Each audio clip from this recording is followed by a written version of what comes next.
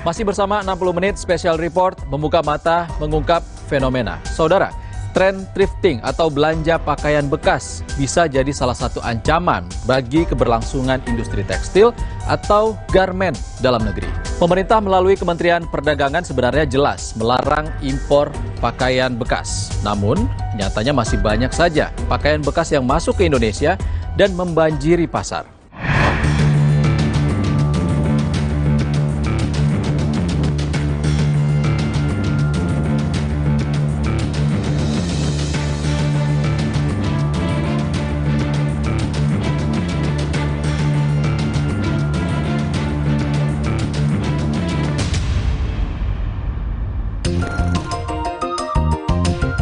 Fenomena thrifting kini menjamur di Indonesia. Ekonomi sekaligus membantu bumi lestari jadi alasan thrifting digandrungi kaula muda. Namun bak dua sisi mata uang. Thrifting punya dampak yang nyaris bertolak belakang bagi kelangsungan industri tekstil tanah air. Industri tekstil Indonesia kini sedang tidak baik-baik saja. Gelombang PHK meningkat sejak September 2022. Resesi di sejumlah negara membuat ekspor menurun. Sementara di dalam negeri, ancaman datang dari maraknya penjualan pakaian bekas impor. Tekstil dan garmen Indonesia kini harus bersaing dengan harga murah yang ditawarkan barang thrifting. Saya pun menemui Direktur Asosiasi Pertekstilan Indonesia, Danang Girindrawardana. Pak Danang sebagai Direktur API Indonesia tentunya terus mengontrol teman-teman pengusaha tekstil yang ada di Indonesia. Namun yang perlu kita ketahui secara bersama bahwa hingga saat ini khususnya kaum milenial sangat mencintai yang namanya dunia thrifting, apalagi produk-produk dari luar negeri. Bagaimana Anda menanggapi hal ini? Iya, terutama ini bukan soal style milenial atau tidak milenial. Tapi ini style yang kami lihat adalah pembiaran yang dimana terjadi pelanggaran terhadap peraturan yang sudah dikeluarkan oleh pemerintah berupa Permendak yang melarang impor baju bekas. Mengapa kami menyesalkan hal itu? Yang kedua adalah karena harga yang mereka jual itu langsung secara head to head itu berkompetisi dengan produk-produk tekstil yang diproduksi oleh IKM dan UKM kita. Kan kasihan mereka.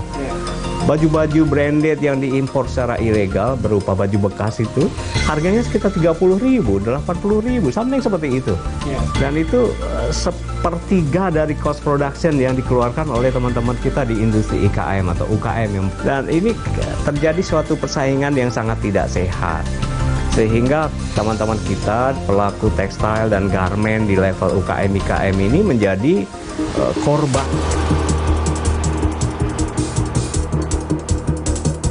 Kekhawatiran API bukan tanpa alasan. Badan Pusat Statistik mencatat, nilai impor baju bekas melonjak hingga 607,6% per Januari sampai September 2022. Sementara nilai pakaian tercatat hingga 23,1% dan aksesoris rajutan 6,6% Januari sampai September 2022. Besarnya nilai impor baju bekas bahkan mengalahkan nilai pakaian dan aksesoris rajutan serta non-rajutan. Penelusuran harian Kompas pada Juni 2022 juga menemukan fakta menarik. Ada perbedaan data yang dikeluarkan BPS mengenai jumlah impor baju bekas ke Indonesia dengan data yang dikeluarkan eksportir yang menjual baju bekas ke Indonesia. Selisih data tersebut mengindikasikan ada impor baju bekas ilegal yang masuk ke Indonesia. Kami kan melihatnya upaya penegakan hukum ini tidak berjalan seiring dengan upaya memproduksi regulasi hukum gitu kan. Regulasinya tuh banyak banget, tapi pembiaran atas pelanggaran regulasi itu juga lebih banyak daripada produksi regulasinya. Nah, API menyesalkan hal itu. Barang-barang bekas dijual di mana-mana, baju-baju bekas juga dia tahu peraturan bahwa itu melanggar gitu, tapi terbiarkan juga gitu. Pemerintah tidak sensitif melihat itu sehingga ya pembiaran ini terjadi secara masif. Bahkan itu kita lihat penjualan di tingkat gudang-gudang nih, retail nih tentang importasi tekstil yang sorry ya dengan kata ilegal itu kan di depan mata kita gitu. Dan itu sudah banyak sekali dipublikasikan di Instagramnya, akun penjualnya ada di situ. Kenapa tidak dilakukan penindakan gitu kan? Orang yang jelas kelihatan gitu. Korbannya siapa? Para pegawai yang bekerja di industri tekstil, industri garment. Para pekerja itu kemudian kan karena ordernya sedikit ya kemudian mereka dirumahkan, di PHK. Korban berikutnya yang ketiga siapa? Pemasukan negara berkurang. Karena yang industri formal ini membayar pajak kepada negara berupa PPN, PPH, segala macam pajak badan. Tetapi yang industri ilegal ini tidak membayar pajak. Bahkan PPN pun dia tidak bayar gitu. Pakaian bekas dengan pos tarif HS 6.309 sebenarnya dilarang untuk diimpor. Sebagaimana diatur dalam Peraturan Menteri Perdagangan Nomor 15 Tahun 2015 tentang larangan impor pakaian bekas dan Permendak Nomor 18 Tahun 2021 tentang barang dilarang ekspor dan barang dilarang impor. Pakaian bekas dikategorikan sebagai limbah mode dan dilarang untuk diimpor masuk karena terkait dengan aspek kesehatan, keselamatan, keamanan, dan lingkungan.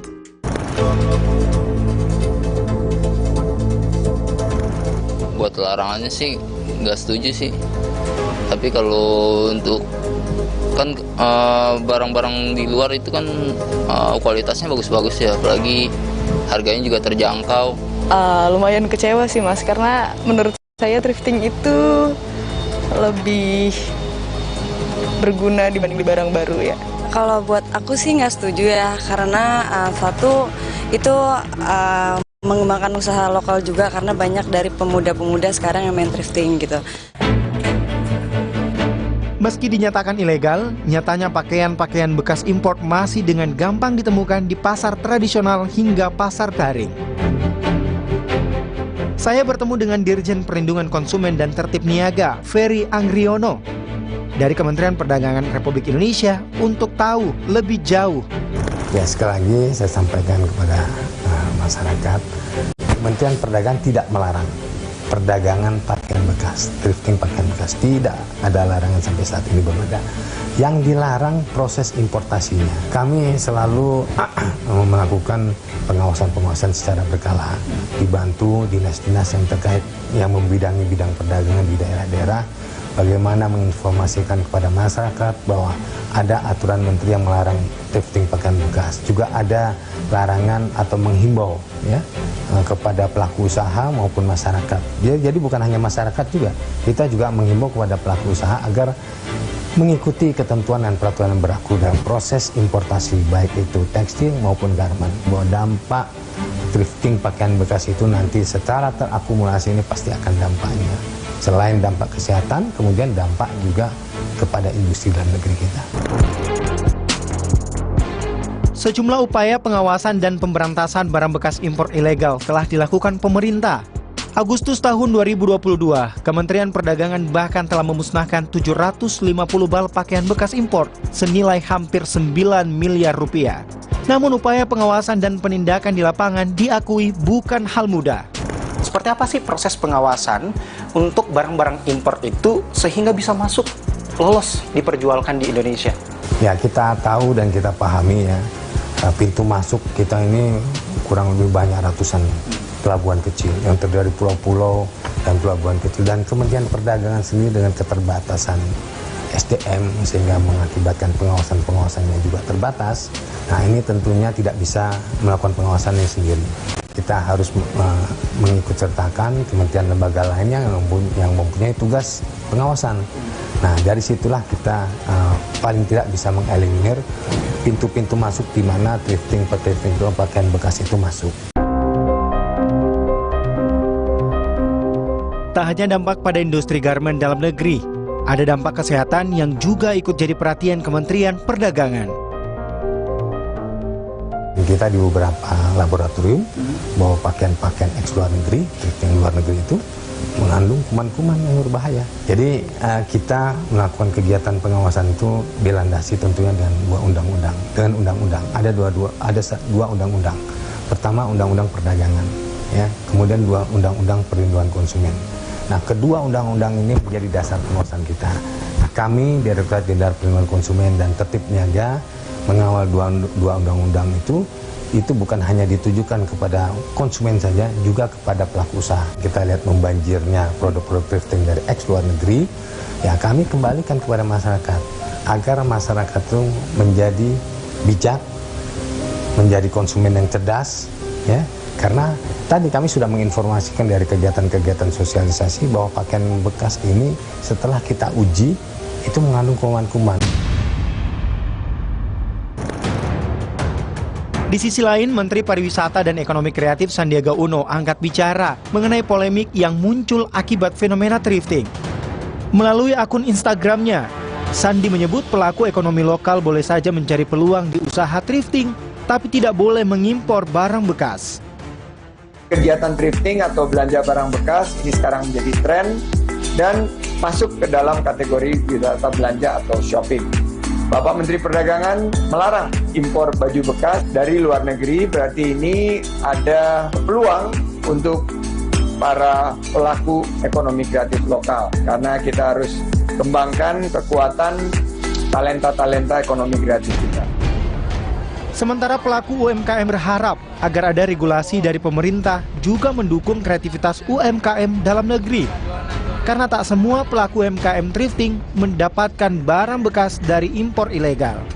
Menurut saya sih harus adanya regulasi lah terhadap barang. Karena gini, kita nih untuk bermain baju, untuk bermain seperti ini itu kan nggak mungkin Mas ada kita dapatkan di Indonesia.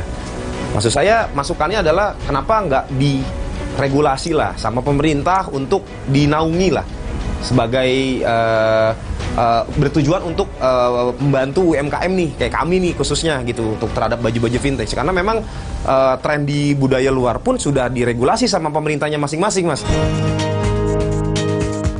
Dalam dunia industri, tekstil dikenal istilah fast fashion. Fast fashion merupakan produk yang meniru atau mereplikasi tren terbaru dan memproduksinya secara massal dengan biaya dan kualitas rendah. Sementara, thrifting dianggap sebagai antitesis dari fast fashion dan dinilai bisa menjadi solusi untuk meminimalisasi limbah industri fashion. Benarkah demikian? Penggunaan barang bekas impor yang berkelanjutan juga berdampak pada lingkungan. Namun dampaknya tidak sebesar industri fast fashion. Pemakaian barang bekas menjadi salah satu cara mendorong sirkularitas dan masa depan yang berkelanjutan. Namun tren thrifting yang salah kaprah dan tanpa pengawasan justru bisa berpotensi menambah sampah tekstil sebab hanya sedikit dari total pakaian bekas yang dijual akan laku terbeli. Pada akhirnya, pakaian bekas akan berakhir menjadi sampah dan mencemari lingkungan. Saudara, sebagian masyarakat senang dengan thrifting atau membeli barang bekas pakai. Namun pemerintah telah melarang untuk impor barang bekas masuk ke Indonesia karena thrifting mengancam kesehatan Anda dan juga merugikan usaha tekstil. Namun saudara, semua pilihan ada di tangan Anda. Tetap melakukan thrifting atau mendukung produk tanah air.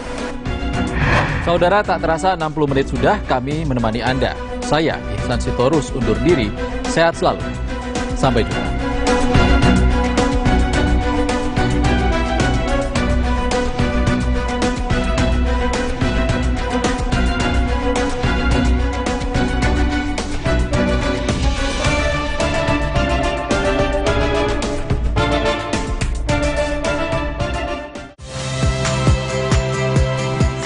Rizka Clarissa. Saksikan program-program Kompas TV melalui siaran digital, pay TV, dan media streaming lainnya. Kompas TV, independen, terpercaya.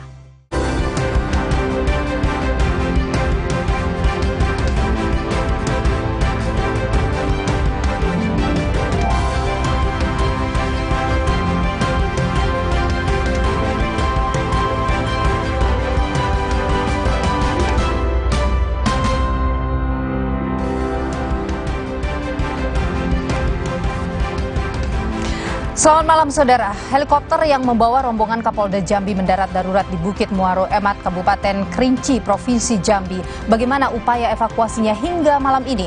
Sapa Indonesia Malam juga akan membahas bertambahnya jumlah WNI yang meninggal akibat gempa di Turki dan Suriah menjadi 4 orang. Dan inilah Sapa Indonesia Malam selengkapnya, saya Niluh Puspa.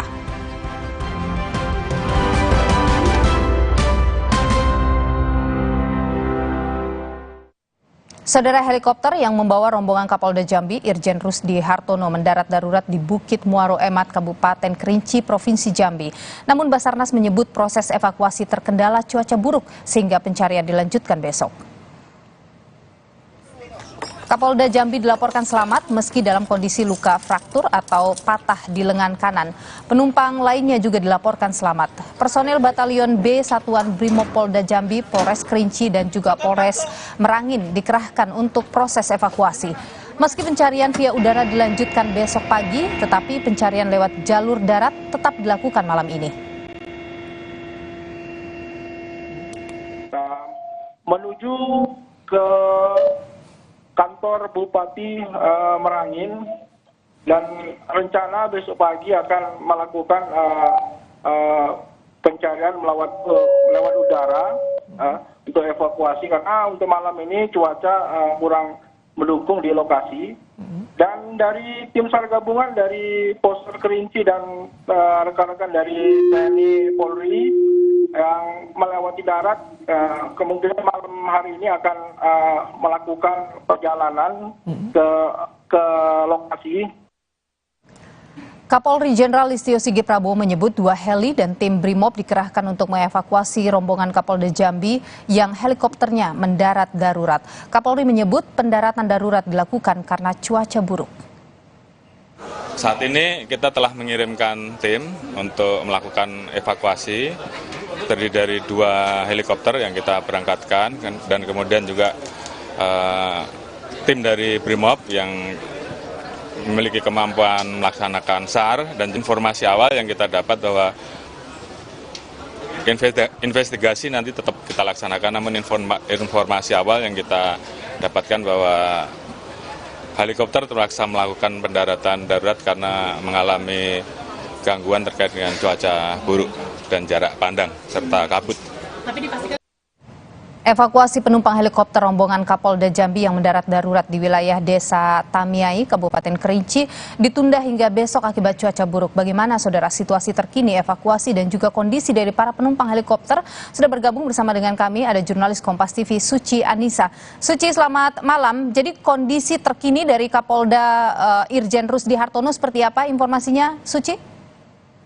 Ya, selamat malam Nilu dan juga saudara. Dapat saya informasikan bahwa hingga saat ini informasi yang kami terima bahwa Kapolda Jambi mengalami patah tangan di bagian kanan. Sementara untuk penumpang lainnya mengalami luka-luka. Dan dari seluruh penumpang ada 8 orang penumpang yang ikut dalam rombongan Kapolda Jambi menuju ke Rinci. Baik, saat ini mengalami luka tapi dikabarkan dalam kondisi selamat. Terima kasih jurnalis Kompas TV Suci Anissa informasi Anda. Saudara, heli terbang dari kota Jambi menuju ke kota Sungai Penuh pada pukul 9.30. Helikopter ini saudara dengan registrasi P3001. Dan saudara, kita ke informasi selanjutnya terkait dengan 2 WNI yang sempat dinyatakan hilang saat gempa Turki ditemukan meninggal dunia. Jenazah keduanya ditemukan tertimbun reruntuhan apartemen di Diyarbakir, Turki dan akan dipulangkan ke tanah air pada 22 Februari mendatang. Tim penyelamat menemukan 2 jenazah WNI korban gempa Turki di wilayah Diyarbakir, Turki.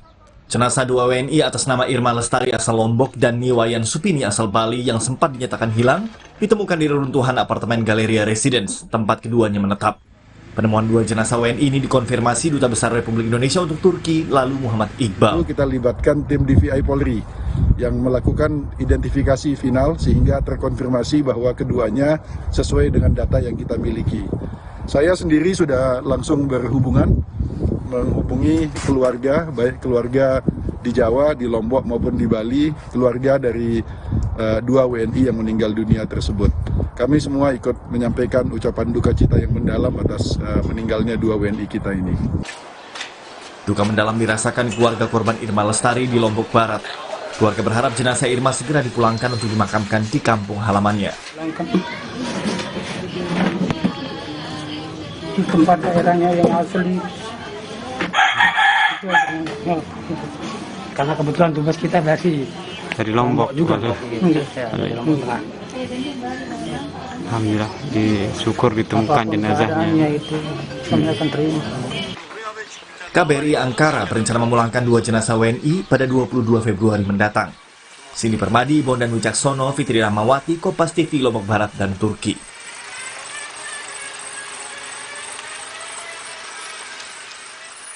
Saudara, 2 warga negara Indonesia asal Bali dan Lombok Barat menjadi korban gempa magnitudo 7,8 yang menerjang Turki pada 6 Februari lalu. Untuk lebih lengkapnya, kita tanyakan kepada Duta Besar Indonesia untuk Turki, lalu Muhammad Iqbal. Selamat malam, Pak Dubes, waktu Indonesia.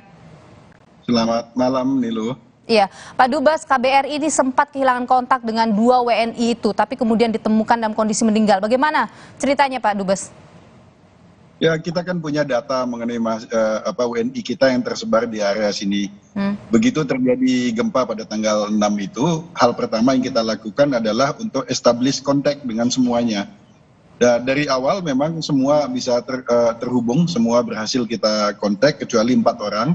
Belakangan yang 2 orang kita temukan di Hatay karena handphonenya rupanya hancur sehingga dia tidak bisa komunikasi. Nah, terakhir hanya tinggal tersisa 2, yaitu Niwayan sama Irma yang belum berhasil kita kontak. Namun dari komunikasi kita dengan beberapa spa terapis lain yang tinggal di daerah yang sama, mereka berkeyakinan bahwa Niwayan dan Irma pada saat gempa itu berada di apartemennya. Unfortunately, apartemen yang disebutkan itu adalah salah satu apartemen yang mengalami runtuh total. Tapi sampai tanggal 15 kita menunggu informasi dari SAR Turki yang melakukan operasi di Diyarbakir, namun kita belum dapat informasi karena memang gedungnya besar dan jumlah tim SAR di sana minimum.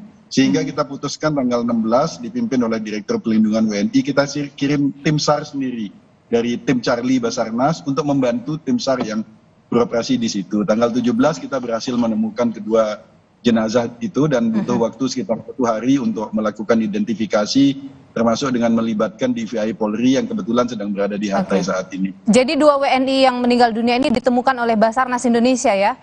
Oleh Basarnas ya, Pak? Bersama tim yang lain lah. Bersama tim yang lain. Kita masukkan juga berdasarkan hasil dari tim Basarnas SAR yang sebelumnya. Pak Dubes, dengan penemuan 2 orang ini, apakah masih ada warga negara Indonesia yang masih dalam pencarian sekarang? Insya Allah tidak ada. Ini adalah yang terakhir yang uncontactable dan dengan 2 ini berarti 4 total WNI kita yang meninggal dunia di dalam musibah gempa kali ini. Oke, apakah KBRI juga sudah menghubungi pihak keluarga di Indonesia untuk terkait dengan kapan pemulangannya dan bagaimana prosedurnya nanti? Sudah, saya langsung yang menyampaikan berita duka ini kepada keluarga, baik keluarga di Jawa, di Bali, dan di Lombok. Dan kebetulan kan saya orang Lombok ya, jadi bisa langsung menyampaikan itu dengan emosional yang lebih dekat dengan keluarga di sana. Intinya kami sampaikan bahwa kedua WNI ini meninggal secara terhormat. Mereka adalah pahlawan divisa, mereka adalah orang yang sangat dihormati di tempatnya, dan kita pastikan bahwa keluarga tidak perlu pikirkan apa-apa. Pemerintah yang akan memulangkan jenazah dari Adana sampai ke tempat yang Kapan dipulangkan, Pak Dubes? Kita akan pulangkan dengan pesawat kemanusiaan pada pesawat khusus pada tanggal 22 dini hari, dan insya Allah akan tiba 22 sore atau malam di Jakarta. Kemungkinan baru kita transfer ke Bali dan ke Lombok tanggal 23. Oke, Pak Dubes, setelah penemuan 4 orang, tadi Anda menyebut bahwa sudah tidak ada lagi warga negara Indonesia yang hilang kontak sampai dengan saat ini. Kondisinya bagaimana, Pak, setelah peristiwa yang terjadi atau gempa yang terjadi ini? Sekarang mereka bagaimana? Apa kemudian fokus dari KBRI juga untuk warga negara Indonesia yang menjadi korban? Begini, teman-teman yang menjadi korban ini kan yang berhasil kita evakuasi 128. Nah, yang dari 128 ini kita tawarkan siapa yang mau pulang karena sulit untuk memulai hidup baru lagi di sini. Ada sekitar 70-an orang yang mungkin akan pulang dengan pesawat yang sama dengan jenazah ini nanti. Kemudian sisanya akan terus melanjutkan studi, terus bekerja di sini. Semua permasalahan mereka satu persatu kita identifikasi. Ada yang hilang paspor, kita ganti paspornya. Ada yang kehilangan akses ke perbankan, kita bantu hidupkan perbankannya. Nah, masih ada sekitar 200-an yang juga tinggal di daerah yang terdampak gempa, tetapi mereka sudah punya safe house. mereka tinggal di keluarga atau teman yang cukup aman. Nah, mereka ini lebih banyak membutuhkan dukungan logistik. Jadi secara rutin kita kirimkan dukungan logistik yang mereka butuhkan. Ada yang minta genset, kita kirimkan. Ada yang minta selimut, ada yang minta pamper, semua kita coba penuhin. Apakah memang ada camp-camp khusus untuk warga negara Indonesia ini, atau mereka bergabung juga dengan korban gempa lainnya yang warga lokal di sana, warga negara Turki? Kalau yang dievakuasi ke Ankara semuanya tinggal di kediaman resmi saya di Wisma Duta. Jadi kami sekarang hidup satu rumah ber-150 orang itu, dan yang sementara yang di lokasi mereka ada yang sebagian kecil yang di camp, tapi sebagian besar mengungsi ke keluarga-keluarga yang ada di pinggir kota. Jadi di daerah-daerah yang pegunungan yang tidak terlalu padat, yang relatif lebih aman. Oke, Pak Dubes, sekarang ini kan masih ada tim Indonesia yang di sana, tim kemanusiaan Indonesia yang berada di Turki juga yang sudah dikirimkan oleh pemerintah Indonesia. Apa kemudian fokusnya sekarang dari mereka? Jadi pemerintah Indonesia memiliki 4 tim di Turki saat ini. Yang pertama adalah tim evakuasi WNI, perlindungan WNI. Ini most likely sudah selesai tugasnya, hampir selesai. Yang kedua adalah tim SAR yang dari Basarnas, dan mereka juga dalam beberapa hari ke depan akan selesai karena masa emergensi sudah selesai. Kemudian ada tim Emergency Medical Team, itu sekitar 119 orang, itu dari yang dikoordinasikan oleh Kemkes. Ini baru sekitar 1 minggu ini mulai menggelar rumah sakit lapangan, dan ini masih akan dibutuhkan 1 minggu 2 minggu ke depan.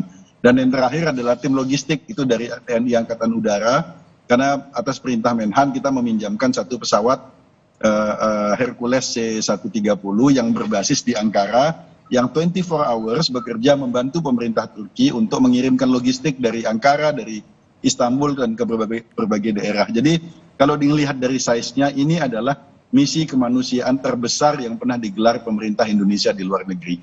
Baik, dan sudah difokuskan, ditentukan fokusnya akan kemana saja untuk membantu Turki menangani pasca gempa 7,8 magnitudo.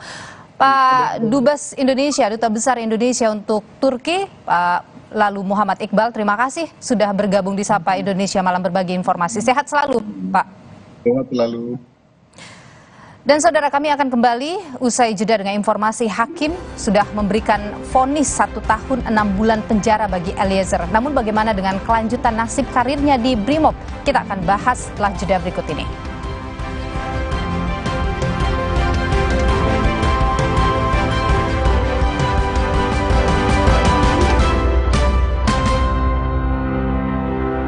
Imajinasi dimulai dari Java Pay. Terbukti untuk gedung tinggi, resort, dan rumah Anda. Java Pay, primer, cat eksterior, dan super interior. Kini dengan mesin tinting dan teknologi insulated emulsion, 2 derajat lebih sejuk. Java Pay melindungi semua yang Anda cintai. Dari Atlantic Ocean Paint, Colors of the World brought home. Demi mendapatkan sumber mata air terbaik, Le Mineral melakukan ratusan eksplorasi. Setiap tetesnya dikemas dengan galon yang selalu baru dan tutup kedap udara. Inilah komitmen Le Mineral untuk sehatnya keluarga.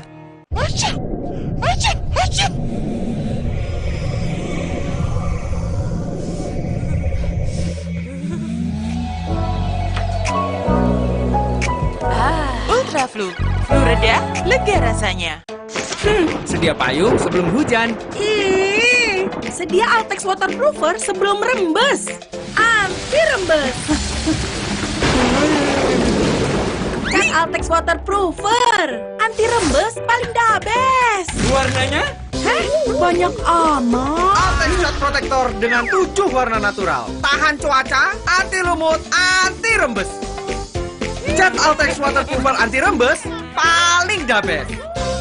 Demi mendapatkan sumber mata air terbaik, Le Mineral melakukan ratusan eksplorasi. Setiap tetesnya dikemas dengan galon yang selalu baru dan bebas BPA. Inilah komitmen Le Mineral untuk sehatnya keluarga. Susah nutup, gampang nutup. Susah mati, gampang mati. Kansai Property dengan teknologi Jepang, ngecat jadi gampang, hasilnya bikin tenang. Dari Kansai Paint. Untuk kayu dan besi, percayakan cat Kansai Eftalin. Teknologi Kansai Paint Jepang. Tangguh hadapi tantangan sulit. Warnanya dari tahun ke tahun tetap terjaga. Kansai Eftalin. Dari Kansai Paint. Coklat softener Twilight. Bikin my hubby bucin banget. Baru coklat softener Twilight dengan romantic parfum booster dan extra softness. Biar si dia betah di rumah. Coklat softener Twilight bikin makin romantis. Wingscare. Susah nutup, gampang nutup. Susah mati, gampang mati. Kansai Property dengan teknologi Jepang, ngecat jadi gampang, hasilnya bikin tenang. Dari Kansai Paint. Untuk kayu dan besi, percayakan cat Kansai Eftalin. Teknologi Kansai Paint Jepang. Tangguh hadapi tantangan sulit. Warnanya dari tahun ke tahun tetap terjaga. Kansai Eftalin. Dari Kansai Paint. Saatnya melangkah mudah dengan kartu kredit Genius. Ajukan dan aktivasi kartu, tambah hingga 5 kartu baru, atur limit sesuai kebutuhan, ubah transaksi jadi cicilan, semua dari aplikasi. Melangkah mudah dengan Genius. Untuk buah hatiku, aku ingin air minum yang terbaik. Untuk penuhi harapan ibu, Le Mineral melakukan eksplorasi ke berbagai pegunungan vulkanik demi mendapatkan sumber mata air terbaik. Setiap tetes Le Mineral melalui pengecekan berlapis, galonnya selalu baru, tutupnya kedap udara, dan bebas BPA. Inilah komitmen Le Mineral untuk keamanan dan sehatnya keluarga. Susah nutup, gampang nutup. Susah mati, gampang mati. Kansai Property dengan teknologi Jepang, ngecat jadi gampang, hasilnya bikin tenang. Dari Kansai Paint. Untuk kayu dan besi, percayakan cat Kansai Eftalin. Teknologi Kansai Paint Jepang. Tangguh hadapi tantangan sulit. Warnanya dari tahun ke tahun tetap terjaga. Kansai Eftalin. Dari Kansai Paint. Demi mendapatkan sumber mata air terbaik, Le Mineral melakukan ratusan eksplorasi. Setiap tetesnya dikemas dengan galon yang selalu baru dan tutup kedap udara. Inilah komitmen Le Mineral untuk sehatnya keluarga. Susah nutup, gampang nutup. Susah mati, gampang mati. Kansai Property dengan teknologi Jepang, ngecat jadi gampang, hasilnya bikin tenang. Dari Kansai Paint. Untuk kayu dan besi, percayakan cat Kansai Eftalin. Teknologi Kansai Paint Jepang. Tangguh hadapi tantangan sulit. Warnanya dari tahun ke tahun tetap terjaga. Kansai Eftalin. Dari Kansai Paint. Bisadab Selection Singapore Spicy Laksa. Rich and creamy. Cobain yang sedapnya Korea. Jinja pedas. Pedas, 맛있다. Cheesy and chewy noodle. Almost sedapnya. Bisadab Selection Dirty Wings Food.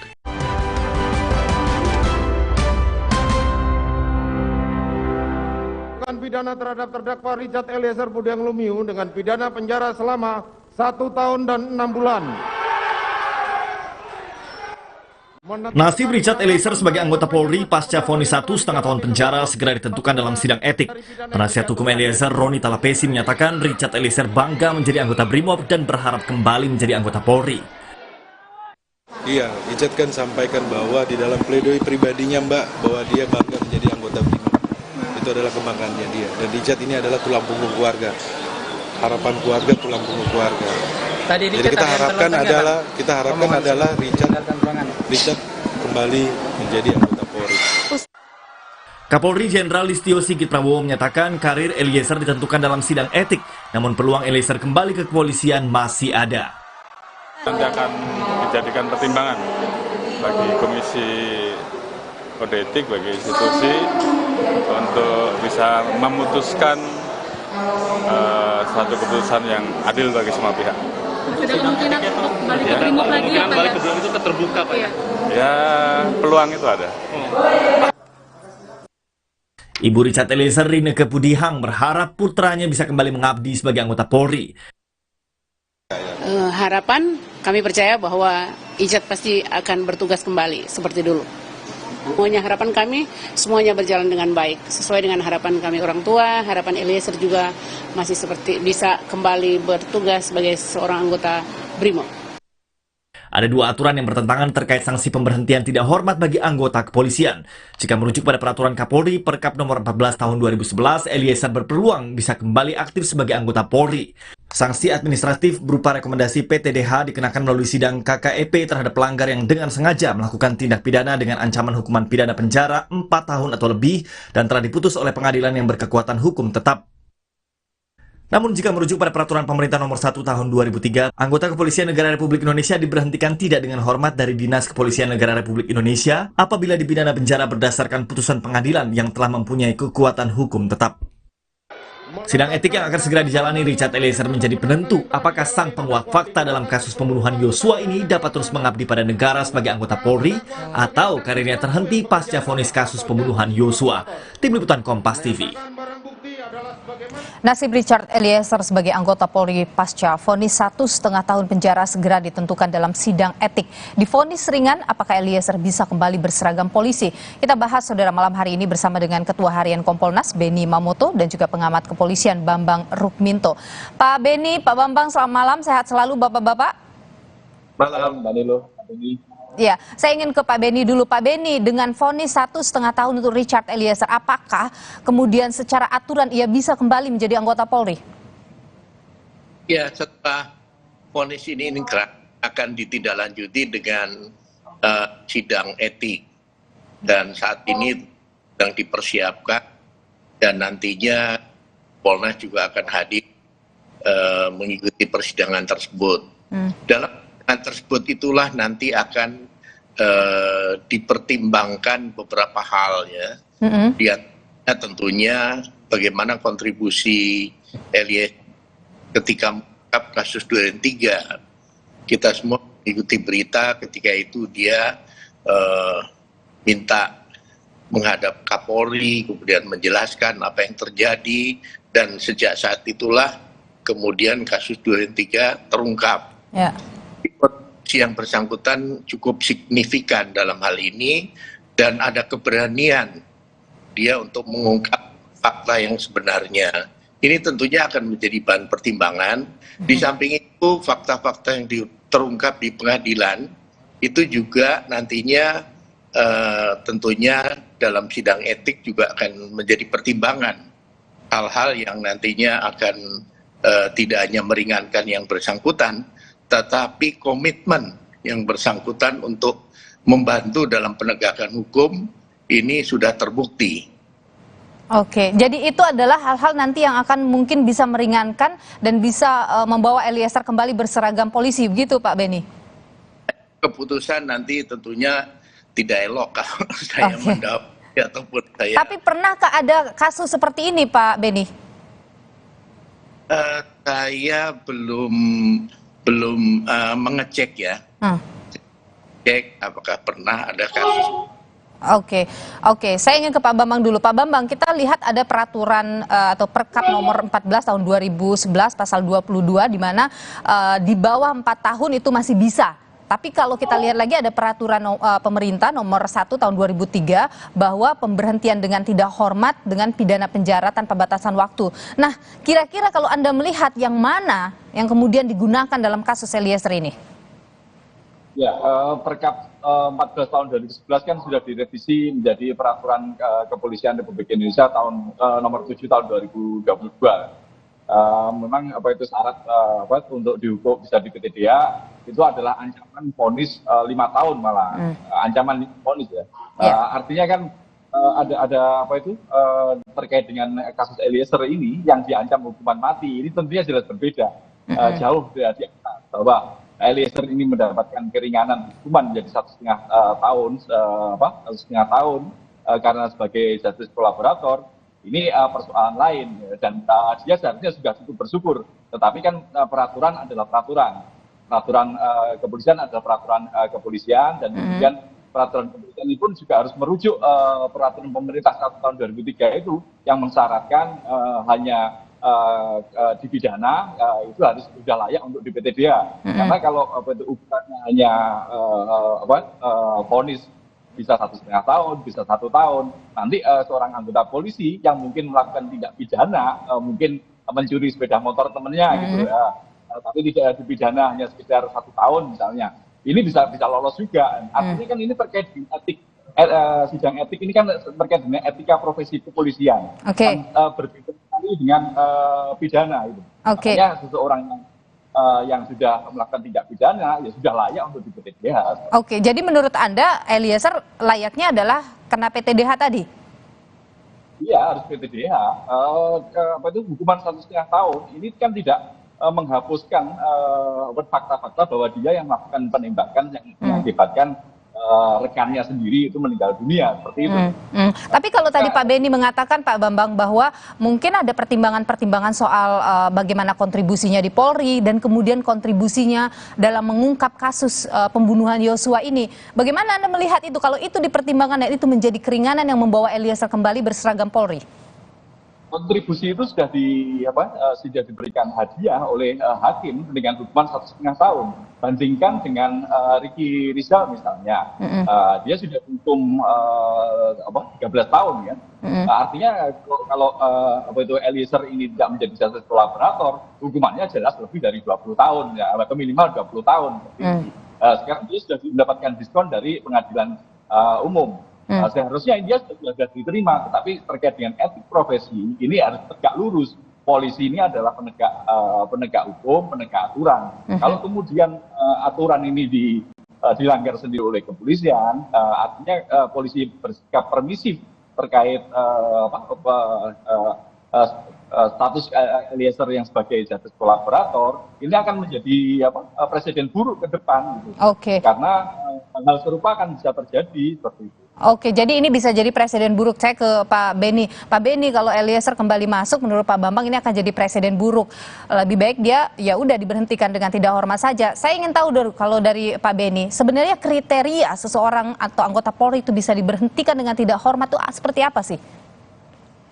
Jadi memang kalau mau berbicara apple to apple dengan kasus-kasus kriminal yang dilakukan oleh oknum polisi, memang agak susah ya. Tadi dikatakan mencuri motor temannya dan sebagainya.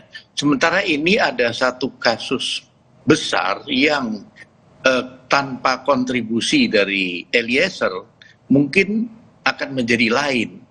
Karena kasus ini memang sudah dikonstruksikan sejak awal untuk bagaimana bisa menutupi apa yang sesungguhnya terjadi atau apa yang sesungguhnya direncanakan oleh Sambo.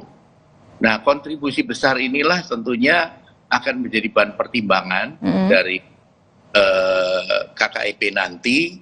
Kemudian juga ditambah nanti kita juga melihat bahwa persidangan sendiri di antara para terdakwa yang ada, yang secara terbuka, jujur, bersikap kesatria, itu ditunjukkan oleh yang bersangkutan. Sementara lain kan masih ngeles, masih bohong dan sebagainya. Nah ini cara masalah etik poin positif gitu. Dia melakukan. Kalau Pak Bambang tadi menyebut bahwa ini bisa jadi presiden buruk untuk Polri, bagaimana? Nah, oleh sebab itu nanti sudah tentunya akan dipertimbangkan ketika KKIP berjalan, banyak hal yang nanti akan dibahas. Nah, kami dari Kompolnas akan mengikuti jalannya sidang, hingga tentunya keputusan yang diambil adalah yang terbaik. Institusi, kedua juga untuk yang bersangkutan. Tapi kalau pandangan Kompolnas sendiri, Anda sebagai Ketua Harian Pak Beni, layakkah Eliezer kembali berseragam Polri? Sekali lagi kami tidak mau mendahului keputusan dari KKIP ya, tidak elok kalau kami memberikan pendapat yang nantinya bisa ditafsirkan macam-macam. Harus baginya. Tapi nanti dalam proses persidangan, ketika kami hadir, tentunya kami akan mencermati betul bahwa semua yang dilakukan itu sudah sesuai dengan ketentuan begitu. Baik. Nanti tentu kita akan nantikan ya Pak Bambang dan juga Pak Beni bagaimana kode etik nanti mempertimbangkan apa yang dilakukan Eliezer baik dan buruknya jika ia kembali ke anggota Polri. Terima kasih Ketua Harian Kompolnas Pak Beni Mamoto dan juga pengamat kepolisian Bambang Rukminto. Sehat selalu Bapak-bapak. Dan saudara, Sapa Indonesia malam masih akan hadir usai jeda dengan informasi Ketua Umum PSSI Erick Thohir akan memberi sanksi tegas dengan hukuman tidak boleh berkecimpung di sepak bola seumur hidup untuk mafia pengatur skor pertandingan sepak bola.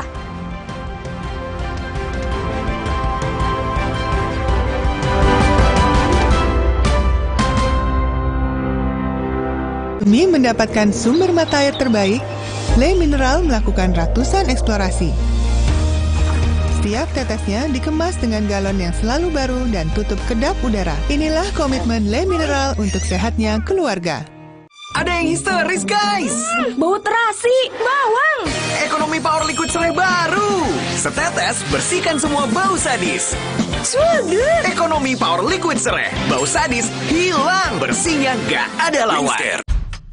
Susah nutup, gampang nutup.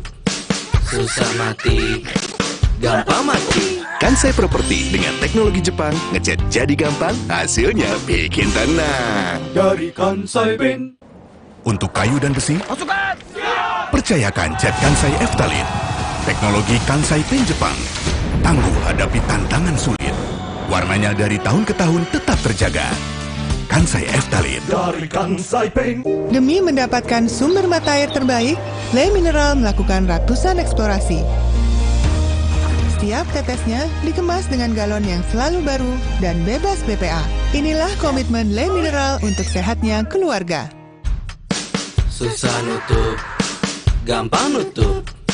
Susah mati, gampang mati. Kansai Property dengan teknologi Jepang, ngecat jadi gampang, hasilnya bikin tenang. Dari Kansai Ben. Untuk kayu dan besi, Masukkan! percayakan cat Kansai Eftalin. Teknologi Kansai Pen Jepang. Tangguh hadapi tantangan sulit. Warnanya dari tahun ke tahun tetap terjaga. Kansai Eftalin. Dari Kansai Ben. Gaya dan hobi kita boleh beda. Mantapnya ABC Kopi Susu Gula Aren satukan semua. Baru dengan gula aren asli yang berpadu sempurna. Temani keseruan momennya. ABC Kopi Susu Gula Aren. Gula aren asli, mantap kopi susunya. Susah nutup, gampang nutup. Susah mati, gampang mati. Kansai Property dengan teknologi Jepang, ngecat jadi gampang, hasilnya bikin tenang. Dari Kansai Ben. Untuk kayu dan besi, Masukkan! percayakan cat Kansai Eftalin. Teknologi Kansai Pen Jepang. Tangguh hadapi tantangan sulit. Warnanya dari tahun ke tahun tetap terjaga. Kansai Eftalin. Dari Kansai Ben. Saatnya melangkah mudah dengan kartu kredit Genius. Ajukan dan aktivasi kartu, tambah hingga 5 kartu baru, atur limit sesuai kebutuhan, ubah transaksi jadi cicilan, semua dari aplikasi. Melangkah mudah dengan Genius. Ni buat kamu Misadap Selection Singapore Spicy Laksa. Sedapnya Rich and creamy. cobain yang sedapnya Korea. 진짜 pedas. Korean cheese보다 네 바버린야 Korea. Cheesy and chewy nuru. Almost sedapnya. Juga ada Yang hangatkan suasana. Korean spicy soup. pedas, 맛있다. Misadap Selection. Dirty Wings Food. Susah nutup, gampang nutup. Susah mati, gampang mati. Kansai Property dengan teknologi Jepang, ngecat jadi gampang, hasilnya bikin tenang. Dari Kansai Ben. Untuk kayu dan besi, Masukkan! percayakan cat Kansai Eftalin. Teknologi Kansai Pen Jepang. Tangguh hadapi tantangan sulit. Warnanya dari tahun ke tahun tetap terjaga. Kansai Eftalin. Dari Kansai Ben. Untuk buah hatiku, aku ingin air minum yang terbaik. Untuk penuhi harapan ibu, Le Mineral melakukan eksplorasi ke berbagai pegunungan vulkanik. Demi mendapatkan sumber mata air terbaik. Setiap tetes Le Mineral melalui pengecekan berlapis, galonnya selalu baru, tutupnya kedap udara, dan bebas BPA. Inilah komitmen Le Mineral untuk keamanan dan sehatnya keluarga. Susah nutup, gampang nutup. Susah mati, gampang mati. Kansai Property dengan teknologi Jepang, ngecat jadi gampang, hasilnya bikin tenang. Dari Kansai Ben. Untuk kayu dan besi, Masukkan! percayakan cat Kansai Eftalin. Teknologi Kansai Pen Jepang. Tangguh hadapi tantangan sulit. Warnanya dari tahun ke tahun tetap terjaga. Kansai Eftalin. Dari Kansai Pen. Gaya dan hobi kita boleh beda. Mantapnya ABC kopi susu gula aren satukan semua. Baru dengan gula aren asli yang berpadu sempurna. Temani keseruan momennya. ABC kopi susu gula aren. Gula aren asli, mantap kopi susunya. Demi mendapatkan sumber mata air terbaik, Le Mineral melakukan ratusan eksplorasi. Setiap tetesnya dikemas dengan galon yang selalu baru dan tutup kedap udara. Inilah komitmen Le Mineral untuk sehatnya keluarga. Cuma di Fresh Media, serba lebih bikin lagi. Cuma di Fresh Media, lebih kencang, lebih kencang, lebih bebas. Cuma di Fresh Media, serba lebih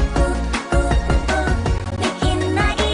Cuma di Fresh Media, lebih kencang, lebih kencang, lebih bebas. Fresh Media.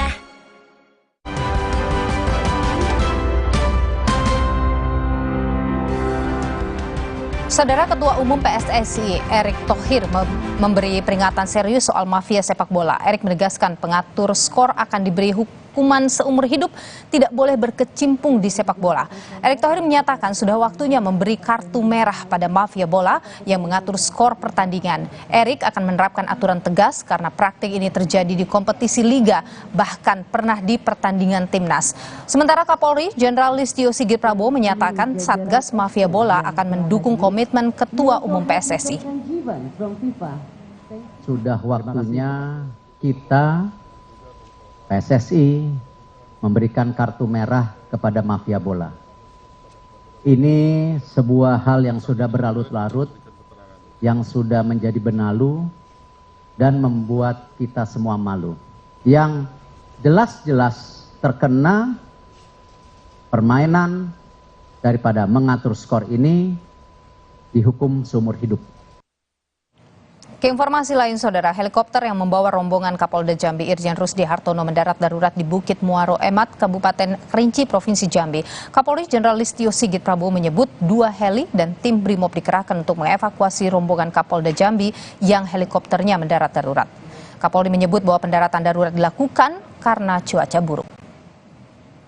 Saat ini kita telah mengirimkan tim untuk melakukan evakuasi. Terdiri dari 2 helikopter yang kita berangkatkan dan kemudian juga tim dari Brimob yang memiliki kemampuan melaksanakan SAR, dan informasi awal yang kita dapat bahwa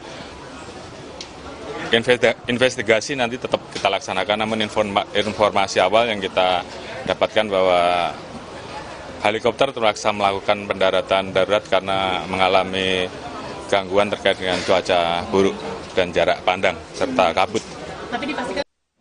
Kami akhiri Sapa Indonesia malam kali ini, saudara. Tetap patuhi protokol kesehatan, khususnya di transportasi umum dan juga keramaian. Saya Niluh Puspa pamit, selamat menyaksikan program kami lainnya hanya di Kompas TV, independen, terpercaya. Sampai jumpa.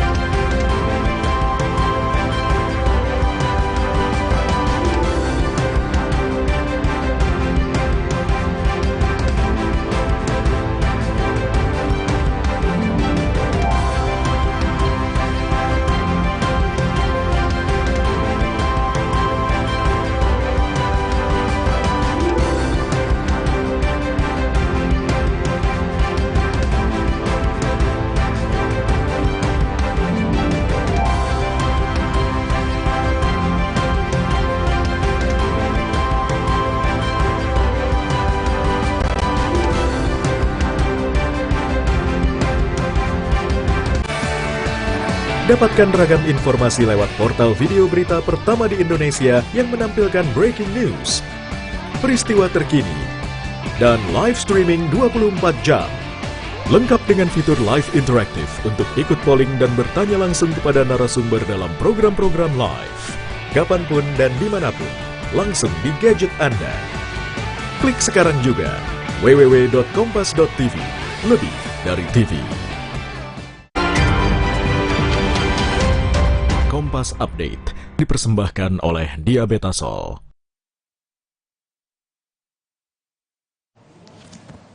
Selamat malam saudara, kami hadirkan informasi terbaru dalam Kompas Update. Sebuah gudang ikan asin di Pasuruan, Jawa Timur meledak hingga porak-poranda. 2 orang mengalami luka bakar parah. Gudang meledak di Kelurahan Ngemplak Rejo, Kota Pasuruan, Jawa Timur, diduga berasal dari bom ikan racikan atau bondet. Akibat ledakan ini bangunan gudang rusak dan beberapa alat pengeringan ikan hancur. 2 orang dibawa ke RSUD Dr. E. Sudarsono, Kota Pasuruan untuk menjalani perawatan medis.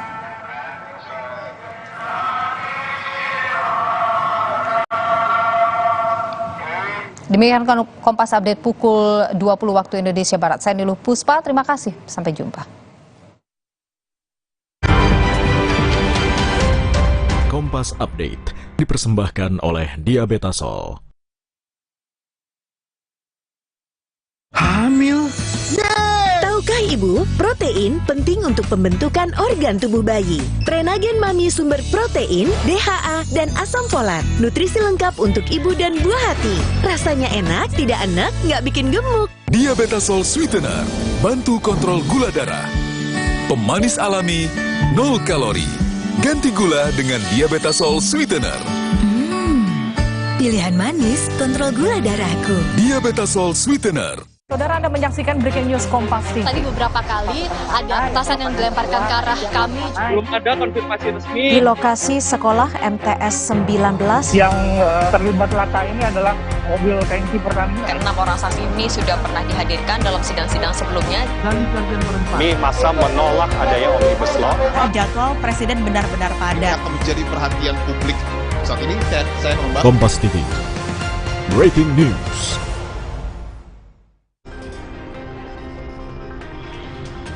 Kedua terpidana pembunuhan berencana terhadap Brigadir Yosua telah dijatuhkan hukuman.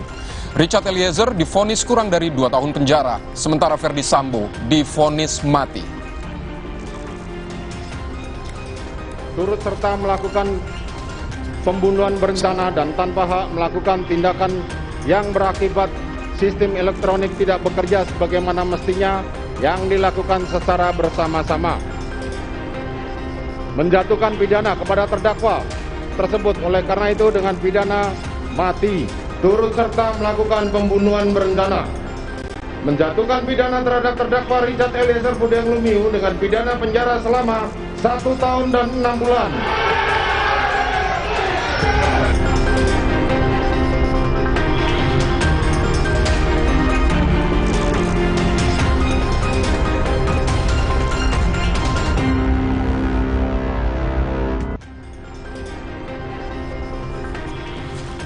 Selamat malam, selamat datang kembali di Gelar Perkara. Saya Vidi Batlulone.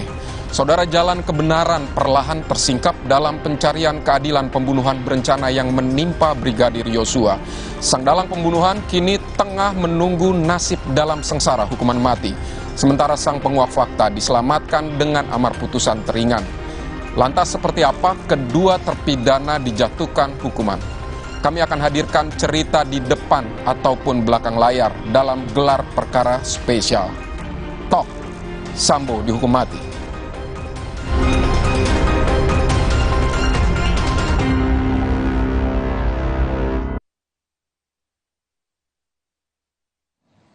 Saudara, perjalanan panjang kasus kematian Brigadir Nofriansah Yosua Huta Barat telah di batas akhir. Majelis Hakim Pengadilan Negeri Jakarta Selatan telah menjatuhkan vonis kepada pelaku utama pembunuhan mantan Kadif Propam Polri Ferdi Sambo dengan hukuman mati. Vonis tersebut jauh lebih berat jika dibandingkan dengan tuntutan jaksa penuntut umum dengan pidana penjara seumur hidup. Mengadili menyatakan terdakwa Ferdi Sambo SH MH telah terbukti secara sah dan meyakinkan bersalah melakukan tindak pidana turut serta melakukan pembunuhan berencana dan tanpa hak melakukan tindakan yang berakibat sistem elektronik tidak bekerja sebagaimana mestinya yang dilakukan secara bersama-sama. Menjatuhkan pidana kepada terdakwa tersebut oleh karena itu dengan pidana mati.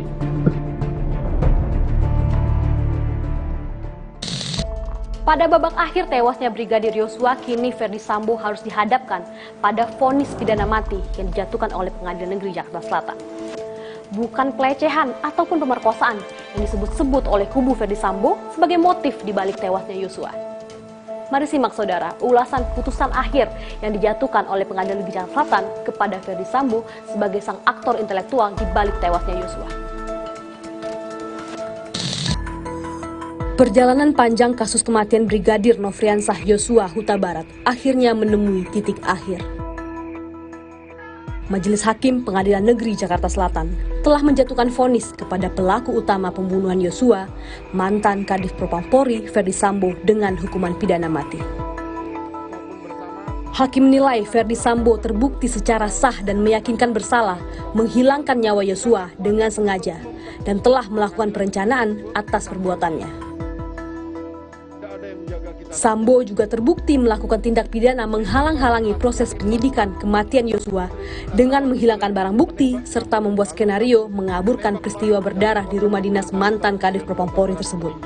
Hal yang memberatkan, perbuatan terdakwa dilakukan terhadap ajudan sendiri yang telah mengabdi kepadanya kurang lebih selama 3 tahun.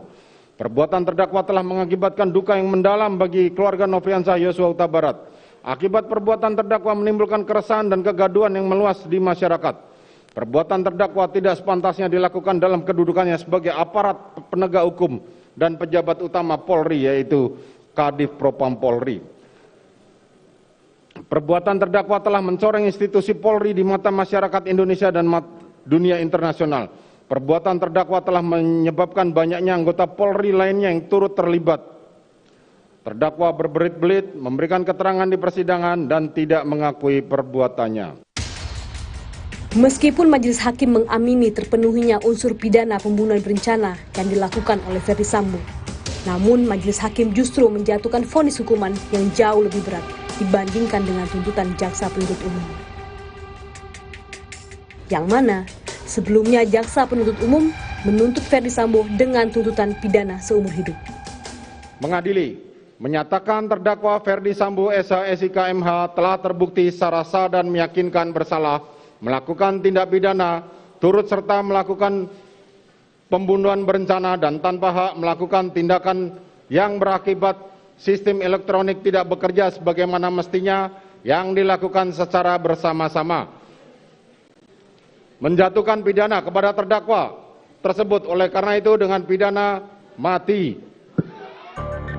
Sejak awal kasus ini mencuat, Ferdi Sambo dengan konsisten tidak mengakui keterlibatannya dalam hilangnya nyawa Yosua. Setidaknya butuh waktu 1 bulan untuk mengungkap keterlibatan Ferdi Sambo sebagai dalang di balik kematian Yosua. Tidak sedikit keterangan Ferdi Sambo yang berseberangan dan tidak sesuai dengan fakta yang terungkap dalam persidangan. Meski begitu, majelis hakim akhirnya sampai pada kesimpulan berdasarkan fakta persidangan dan segala pertimbangan hukum yang tertuang dalam putusannya. Berdasarkan uraian pertimbangan tersebut di atas, majelis hakim menyimpulkan bahwa terdakwa telah memikirkan bagaimana caranya melakukan pembunuhan tersebut. Terdakwa masih bisa memilih lokasi, terdakwa masih bisa memilih alat yang akan digunakan, dan terdakwa menggerakkan orang lain untuk membantunya. Menimbang bahwa pada saat terdakwa menembak korban Nofriansah Yosua Huta Barat dan menembak ke atas, terdakwa menggunakan senjata Glock dan senjata HS. Saksi melihat lagi pada saat terdakwa balik badan ke arah tembok di atas TV, terdakwa sudah menggunakan senjata HS. Pada saat itu ada 2 senjata yang terdakwa pegang, karena senjata pertama berbeda dengan senjata yang kedua. Senjata yang dipakai terdakwa untuk menembak korban adalah Glock. Kemudian terdakwa menggunakan senjata HS pada saat menembak di atas TV ke arah yang berlawanan. Narasi yang dibangun sejak awal kasus ini mencuat seolah bertolak belakang dengan fakta yang hadir di persidangan. Daftar panjang kebohongan Ferdi Sambo mulai dari mengaku tidak berada di lokasi kejadian saat terjadinya penembakan, tidak mengakui ikut menembaki Brigadir Yosua yang tengah meregang nyawa, pelecehan seksual yang tidak pernah terbukti dalam persidangan, hingga upaya Ferdi Sambo menghilangkan barang bukti tewasnya Brigadir Yosua menambah daftar panjang kebohongan yang dibangun oleh Ferdi Sambo. Di muka sidang, Ferdi Sambo menyebut tewasnya Yosua merupakan buntut dari dugaan pelecehan seksual yang dilakukan Yosua terhadap Putri Chandrawati. Jaksa penuntut umum dalam tuntutannya justru menduga telah terjadi perselingkuhan antara Yosua dengan Putri Chandrawati. Penderitaan yang menimpa saya dan keluarga hari ini diawali dari peristiwa yang dialami oleh istri saya, Putri Chandrawati, pada tanggal 7 Juli 2022. Pada tanggal 8 Juli 2022, istri saya yang terkasih Putri Chandrawati tiba dari Magelang dan menyampaikan bahwa dirinya telah diperkosa oleh almarhum Yosua sehari sebelumnya di rumah kami di Magelang. Tindakan saksi Putri Chandrawati yang sama sekali tidak memeriksakan diri ke dokter pasca dugaan pelecehan seksual. Padahal saksi Putri Chandrawati adalah merupakan seorang dokter yang sangat peduli dengan kesehatan dan kebersihan. Adanya inisiatif dari saksi Putri Chandrawati yang masih meminta dan bertemu untuk berbicara dengan korban selama 10-15 menit dalam kamar tertutup setelah dugaan pelecehan. Keterangan terdakwa Kuat Ma'ruf terkait duri dalam rumah tangga sehingga dapat disimpulkan tidak terjadi pelecehan pada tanggal 7 Juli 2022 di Magelang, melainkan perselingkuhan antara saksi Putri Chandrawati dan korban Nofriansyah Yosua Huta Barat. Mematahkan keterangan Ferdi Sambo dan tuntutan jaksa penuntut umum. Putusan majelis hakim menyebut dugaan motif pelecehan terhadap Putri Chandrawati tidak terbukti. Majelis hakim menyebut motif pembunuhan Yosua dilatar belakangi perasaan sakit hati Putri Chandrawati terhadap Brigadir Yosua. Meski tidak menerangkan penyebab rasa sakit hati yang dialami oleh Putri Chandrawati, namun pertimbangan majelis hakim merujuk pada surat edaran Mahkamah Agung serta fakta yang terungkap dalam persidangan Putri Chandrawati. Dengan demikian, motif adanya kekerasan seksual yang dilakukan oleh korban Nofriansyah Yosua Huta Barat terhadap Putri Chandrawati tidak dapat dibuktikan menurut hukum. Sehingga motif yang lebih tepat menurut majelis hakim adanya perbuatan atau sikap korban Nofriansyah Yosua Huta Barat, di mana perbuatan atau sikap tersebut yang menimbulkan perasaan sakit hati yang begitu mendalam terhadap Putri Chandrawati.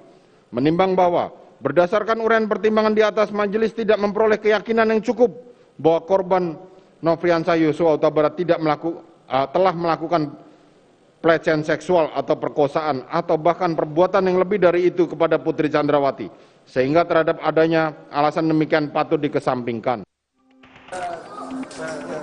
Selain publik, tentu pihak yang paling menanti vonis Ferdi Sambo ialah keluarga almarhum Brigadir Yosua. Kedua orang tua Yosua pun hadir langsung di ruang sidang dengan memeluk foto sang putra sambil mengikuti sidang pembacaan vonis Ferdi Sambo. Seketika, tangis haru keluarga pun pecah saat majelis hakim membacakan vonis pidana mati yang dijatuhkan kepada Ferdi Sambo. Penantian keluarga atas keadilan kematian putranya pun akhirnya tercapai setelah menanti keadilan selama 7 bulan lamanya. Tuhan telah nyatakan mujizatnya melalui perpanjangan tangannya, yaitu hakim sebagai utusan di muka bumi ini. Mereka telah memberikan harapan kami sesuai dengan perbuatan Sambo. Dia mendapatkan putusan vonis yaitu hukuman mati. Jadi kami keluarga sangat-sangat berterima kasih kepada semua para hakim maupun semua publik maupun media. Dalam pertimbangan majelis hakim, Ferdi Sambo dinilai terbukti bersalah dan memenuhi unsur pidana 340 tentang pembunuhan berencana. Ferdi Sambo juga dinilai melanggar undang-undang tentang sistem informasi dan pelaksanaan transaksi elektronik. Namun, keputusan majelis hakim belumlah ingkrah, lantaran Ferdi Sambo dan juga tim penasihat hukum mencoba berbagai celah untuk dapat lolos dari pidana mati. Ferdi Sambo dan tim penasihat hukum baru-baru ini mengajukan banding atas putusan yang diajukan oleh Majelis Hakim Pengadilan Negeri Jakarta Selatan. Rizka Ananda, Riki Sultana, Kompas TV, Jakarta. Usai sudah alibi Putri Chandrawati tentang adanya kekerasan seksual yang menjadi motif Sambo merancang pembunuhan, Majelis Hakim menolak fakta tersebut menyusul tidak ditemukannya alat bukti. Kami akan hadirkan ulasan selengkapnya usai jeda.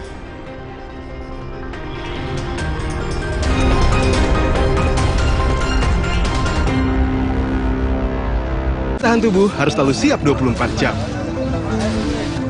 Minum Holisticare Ester C yang bekerja 24 jam dalam tubuh. Bantu jaga daya tahan tubuh dan lebih tidak perih di lambung. Holisticare Ester C. Yakinkan langkah sehatmu. Buat aku, makanan itu penting banget. Tapi dulu, nyicip masakan sendiri aja ngilu. Untung dokter gigi aku nyaranin untuk pakai Sensodyne setiap hari. Sensodyne meredakan gigi sensitifku dan nafasku jadi segar. Pakai Sensodyne setiap hari. Bukan gini katakan saya. Ini yang baru, Rose Pizza. Cara ungkapkan sayang yang belum pernah ada. Pizzanya bikin berbunga-bunga. Rose Pizza, selalu lebih beda sayangnya.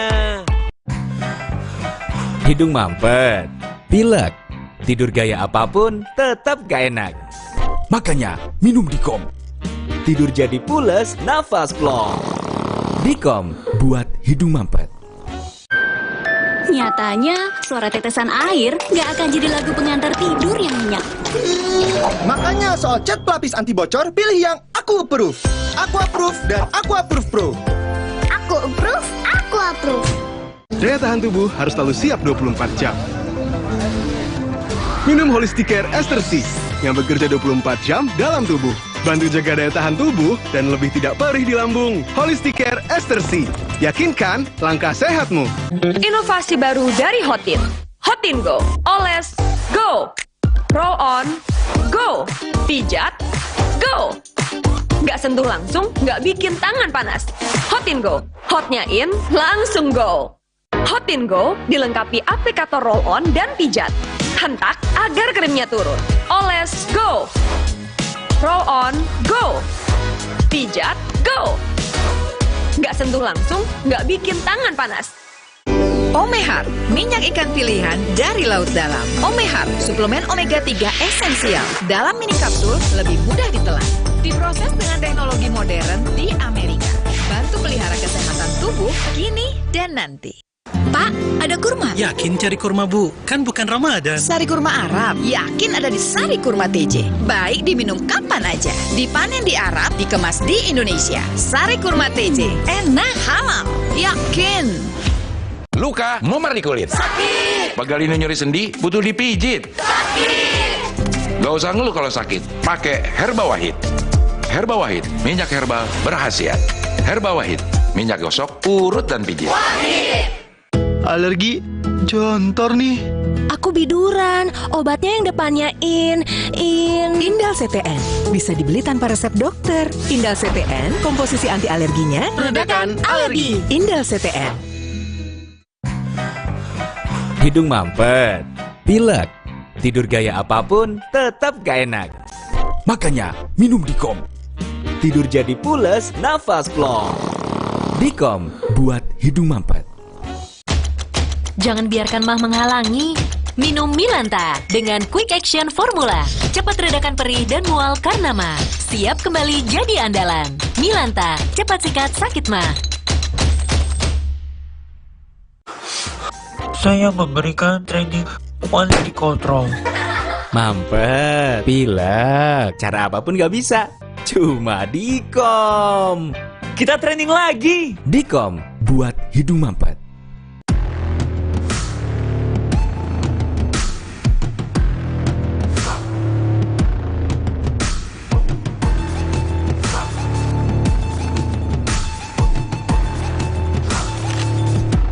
Kenalin, ini pacarku dan neneknya. Kamu bisa masak gak? Ayo masak.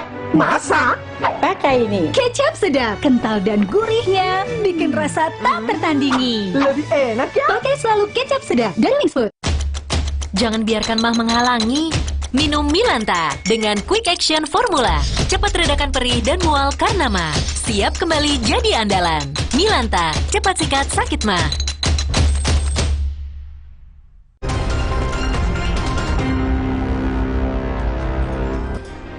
Terima kasih Anda masih digelar perkara hanya di Kompas TV Independen Terpercaya. Saudara Majelis Hakim telah memutuskan pidana 20 tahun kepada istri Verdi Sambo, Putri Chandrawati. Putri secara sah dan meyakinkan terlibat dalam skenario yang dibuat sang suami.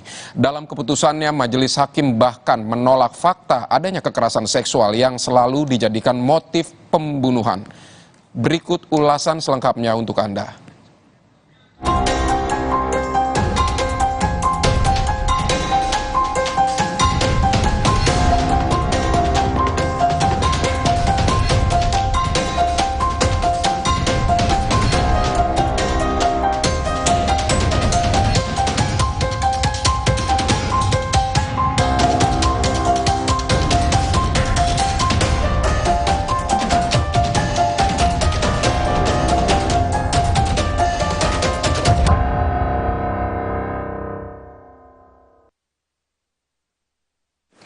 Istri Sambo, Putri Chandrawati, dijatuhi hukuman 20 tahun penjara oleh majelis hakim.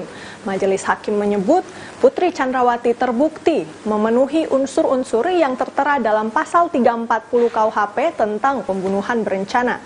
Selain itu, majelis hakim juga menyebut pengakuan Putri Chandrawati sebagai korban kekerasan seksual tidak dapat diterima dan tidak logis karena perilaku Putri yang bertolak belakang dengan perilaku korban kekerasan seksual pada umumnya. Istri Ferdi Sambo yakni Putri Chandrawati divonis 20 tahun penjara oleh Majelis Hakim Pengadilan Negeri Jakarta Selatan. Hakim menyatakan Putri terbukti secara sah dan meyakinkan bersalah melanggar pasal 340 subsidiar pasal 338 jungto pasal 55 ayat 1 ke 1 KUHP. Menyatakan terdakwa Putri Chandrawati terbukti secara sah dan meyakinkan bersalah melakukan tindak pidana turut serta melakukan pembunuhan berencana. Menjatuhkan pidana terhadap terdakwa Putri Chandrawati dengan pidana penjara selama 20 tahun. Menetapkan lamanya masa penangkapan dan penahanan yang telah dijalani terdakwa dikurangkan seluruhnya dari pidana yang dijatuhkan. Menetapkan terdakwa tetap berada dalam tahanan, menyatakan barang bukti dikembalikan pada jaksa untuk dipergunakan dalam perkara lain. Menetapkan membebani terdakwa Putri Chandrawati untuk membayar biaya perkara sebesar Rp5.000. Silakan duduk. Dalam pertimbangannya, majelis hakim berkeyakinan bahwa Putri memenuhi seluruh unsur-unsur yang tertera dalam pasal 340 KUHP tentang pembunuhan berencana. Putri disebut memenuhi unsur dengan rencana terlebih dahulu, yang terlihat dari adanya tenggat waktu antara munculnya maksud membunuh korban Yosua dan pelaksanaannya di rumah Duren 3. Bahwa berdasarkan seluruh pertimbangan di atas telah dapat diketahui timbulnya maksud menghilangkan nyawa korban Yosua dilakukan di rumah Saguling dengan cara saksi Richard Eliezer yang akan melakukan penembakan. Rencana mana akan dilaksanakan di rumah Duren 3 sehingga terdapat tenggat waktu antara munculnya maksud membunuh korban dengan pelaksanaannya. Selanjutnya, tenggat waktu yang ada seharusnya dapat digunakan terdakwa untuk mencegah, membatalkan hilangnya nyawa korban Yosua. Tetapi hal ini tidak dilakukan terdakwa. Sebaliknya melakukan tindakan-tindakan, ganti baju maupun celana, menangis untuk mendukung, garing memperlancar cerita yang sudah dibangun. Keadaan yang demikian menunjukkan hilangnya nyawa korban Yosua telah dipertimbangkan terdakwa dengan tenang, sehingga jelas telah ternyata penghilangan nyawa korban Yosua telah direncanakan terlebih dahulu. Menimbang bahwa dengan demikian unsur ketiga di sini telah pula terpenuhi. Selanjutnya, hakim juga berkeyakinan bahwa Putri telah memenuhi unsur merampas nyawa korban. Menurut hakim, Putri juga mengetahui peristiwa penembakan di rumah Duren 3 dan membiarkan kejadian itu terjadi. Menimbang bahwa di sisi lain terdakwa di persidangan menyatakan tidak mengetahui peristiwa apa yang terjadi di rumah dinas Duren 3 karena ada dalam kamar sedang tidur, mendengar suara tembakan dan hanya menangis serta tidak berusaha mencari tahu apa yang terjadi adalah tidak masuk akal. Apalagi terdakwa telah menyampaikan cerita bohong skenario setelah korban Yosua meninggal dengan mengatakan bahwa saat itu saya baru pulang dari Magelang ke rumah Saguling menuju rumah Duren 3, langsung masuk kamar, duduk-duduk santai, pakai celana pendek. Saat itu ada almarhum Yosua masuk melakukan pelecehan. Yaitu beberapa hal. Saya teriak saat saya teriak korban Yosua keluar dan mendengar suara letusan yang justru menunjukkan kalau sebaliknya pengetahuan terdakwa atas apa yang dikehendaki telah tercapai. Karena dalam pertimbangannya, hakim juga menyimpulkan Putri Chandrawati memenuhi unsur turut serta. Hakim menyebut kematian Yosua tidak semata-mata karena tembakan Eliezer dan Sambo, tapi karena adanya peran dan kerjasama antara Putri dan terdakwa lainnya. Menimbang bahwa sebagaimana fakta persidangan di rumah Saguling, lantai 3, Ferdi Sambo, terdakwa Richard Eliezer, Ricky Rizal, serta Kuat Ma'ruf telah mengetahui korban Yosua akan dilakukan nyawa di rumah Duren 3 nomor 46 dan telah ternyata terlaksana korban Yosua meninggal dunia sebagai akibat tembakan saksi Richard Eliezer dan Ferdi Sambo. Menimbang bahwa meninggalnya korban Yosua di rumah Duren 3 tidaklah semata-mata sebagai akibat tembakan saksi Richard Eliezer dan Ferdi Sambo suami terdakwa, akan tetapi karena adanya peran dan kerjasama sedemikian rupa para saksi Kuat Ma'ruf, Ricky Rizal, Ferdi Sambo maupun terdakwa yang telah secara bersama-sama melakukan perannya masing-masing dengan kehendak yang sama, yaitu meninggalnya korban Yosua. Menanggapi nota pembelaan Putri, Majelis Hakim menilai pengakuan Putri soal kekerasan seksual tidak dapat diterima dan tidak logis. Sebab, perilaku Putri bertolak belakang dengan korban kekerasan seksual pada umumnya, di mana Putri justru meminta Ricky Rizal agar memanggil Yosua dan menemuinya. Hakim juga menilai hasil pemeriksaan psikologi forensik yang dilakukan Dr. Reni Kusumawardhani bertentangan dengan hasil poligraf yang dilakukan terhadap Putri.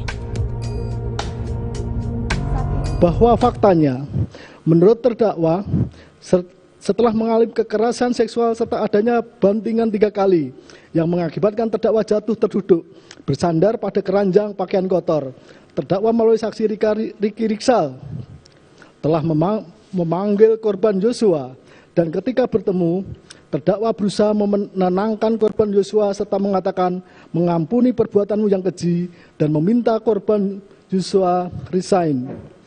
Perilaku terdakwa yang demikian bertolak belakang dengan korban kekerasan seksual pada umumnya, sehingga tidak dapat diterima dan tidaklah logis. Seandainya terdakwa benar telah mengalami korban kekerasan seksual, tentulah tidak mungkin seketika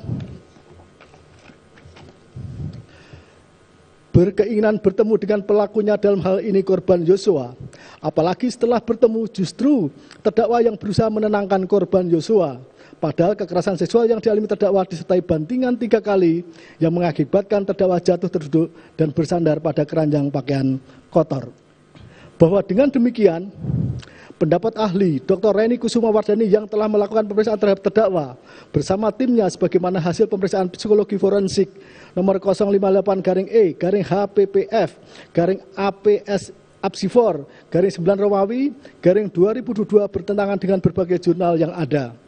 Apalagi terkait dengan pemeriksaan yang dilakukan ahli psikologi forensik bersama tim yang diketuai oleh Dr. Reni Kusumawardhani saling bertentangan dengan ahli lain yang ada, yaitu ahli poligraf bersama tim di bawah pimpinan Aji Febrianto Ar-Rosid yang berkesimpulan adanya kebohongan dari hasil pemeriksaan yang dilakukan terhadap terdakwa. Selanjutnya, pendapat Dr. Reni Kusumawardhani yang menyatakan menurut terdakwa telah mengalami kekerasan seksual berkesesuaian dengan indikator keterangan kredibel. Indikator keterangan kredibel di sini yang dimaksudkan ternyata antara lain adalah keterangan dari saksi Kuat dan saksi Susi yang mendapati terdakwa di lantai dan membantu terdakwa naik ke tempat tidur. Diketahui, Putri Chandrawati resmi mengajukan banding atas putusan vonis yang dibacakan Majelis Hakim Senin lalu. Menurut ahli hukum pidana Heri Firmansyah, jika tidak ada hal-hal yang memperkuat dalil hukum yang digunakan dalam sidang di tingkat banding, maka persidangan tidak akan produktif bagi pembelaan dan hasil akhir di tingkat banding nanti. Bisa aja, mengapa orang kemudian mengajukan upaya hukum banding? Itu pasti ada upaya mengajukan keberatan terhadap apa yang sudah diputus, dan tentunya ingin mencoba mengubah isi putusan tersebut agar lebih menguntungkan bagi dirinya.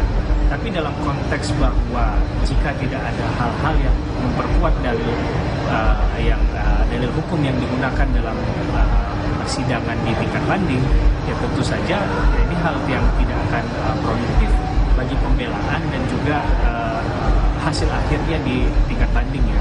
Walaupun tingkat banding tadi bisa saja menguatkan isi putusan dari pengadilan tingkat pertama, pengadilan negeri, mungkin saja bisa lebih tinggi atau malah sebaliknya lebih rendah. Putri Chandrawati resmi mengajukan banding pada tanggal 16 Februari lalu. Kini yang menjadi pertanyaan, apakah upaya banding ini bisa meringankan hukuman bagi Putri Chandrawati atau justru sebaliknya menjadi bumerang dan memperberat hukuman Putri Chandrawati? Satu-satunya cara agar upaya banding ini bisa menjadi produktif adalah kuasa hukum Putri wajib menyajikan hal-hal yang setidaknya bisa memperkuat dalil hukum yang akan digunakan dalam sidang tingkat banding nanti. Renata Panggalo, Ricky Sultana, Kompas TV, Jakarta. Teguh hingga amar putusan, sang penguak fakta divonis 1 tahun 6 bulan, lebih ringan dari tuntutan jaksa penuntut umum. Apa faktornya? Informasi usai jeda.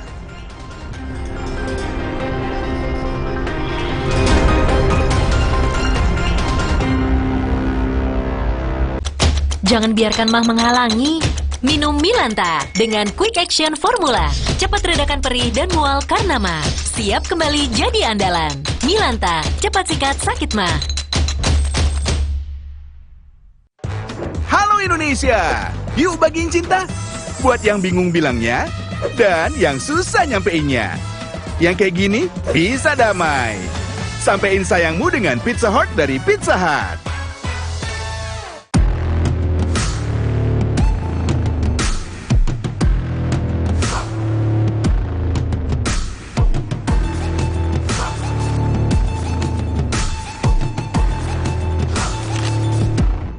Hey, ada madu teja sase, madu teja sase, sehat berstamina. Rasa jeruk strawberry, banyak manfaatnya. Madu TJ saset, enak sehatnya. Niatku madu TJ hitam pahit dengan kualitas madu TJ plus manfaat ekstrak herbal. Niatku demi anakku. Niatku demi istriku. Madu TJ hitam pahit, niatku jaga kesehatan. Walau pengap dan sesak, jangan buka masker. Inovasi baru, Fresh Care Patch. Tinggal tempel, bikin fresh seketika. Maskeran nyaman. Cool kan? Fresh Care Patch. Saatnya rilekskan kulitmu. Fresh Living minyak zaitun. Kelembutan alami dari wajah hingga ke ujung kaki. Dengan aroma mewah yilang-yilang. Fresh Living minyak zaitun. Cantik terlindungi. Hati-hati ya, virus kuman dan bakteri ada di mana-mana, bahkan di air. Fakta, air jernih juga tercemar. Virus kuman bakteri pindah ke pakaian saat dicuci. Kesehatan terancam. Pakai Soclean Antisep, deterjen plus protection dengan Auto Active Power bunuh 99,99% virus kuman dan bakteri, pakaian bersih terlindungi. Melalui gerakan Indonesia Sehat Berseri, wujudkan keluarga Indonesia yang bersih, sehat, terlindungi. Stay safe every day dengan Soclean Antisep. Wingscare. Nih buat kamu, Sedap Selection Singapore Spicy Laksa. Sedapnya Rich and creamy. cobain yang sedapnya Korea. 진짜 부산. Korean cheese burger. 네 파브리냐 Korea. Cheesy and chewy noodle. Almost sedapnya. Juga ada Yang hangatkan suasana. Korean spicy soup. Pedas, 맛있다. Sedap Selection. Dirty Wings Food. Jangan biarkan mah menghalangi. Minum Milanta dengan Quick Action Formula. Cepat redakan perih dan mual karena mah. Siap kembali jadi andalan. Milanta, cepat sikat sakit mah. IP vitamin dan mineral. IP-nya dong, IP-nya dong. Pilihan pas keluarga. IP-nya dong. Dang ding dong, dang ding dong.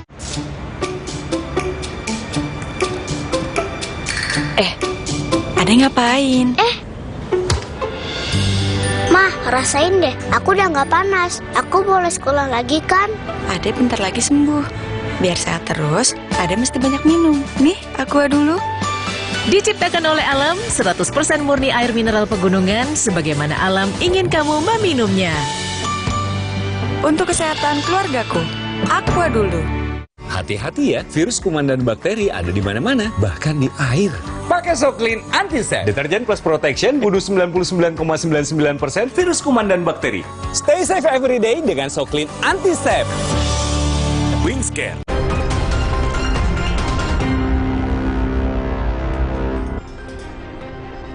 Vidi Batlolone masih menemani Anda di gelar perkara. Jauh dari tuntutan jaksa penuntut umum, sang penguak fakta Richard Eliezer dijatuhi pidana 1 tahun 6 bulan dikurangi masa tahanan. Dengan banyak pertimbangan, status penguak fakta dan maaf dari keluarga korban jadi poin peringan amar putusan. Saudara, berikut ulasannya untuk Anda. Terdakwa adalah saksi pelaku yang bekerjasama, terdakwa bersikap sopan di persidangan, terdakwa belum pernah dihukum, terdakwa masih muda, dan diharapkan mampu memperbaiki perbuatannya di kelak kemudian hari. Menyatakan terdakwa Richard Eliezer Budiang Lumiu terbukti secara sah dan meyakinkan bersalah melakukan tindak pidana turut serta melakukan pembunuhan berencana menjatuhkan pidana terhadap terdakwa Richard Eliezer Budiang Lumiu dengan pidana penjara selama 1 tahun dan 6 bulan.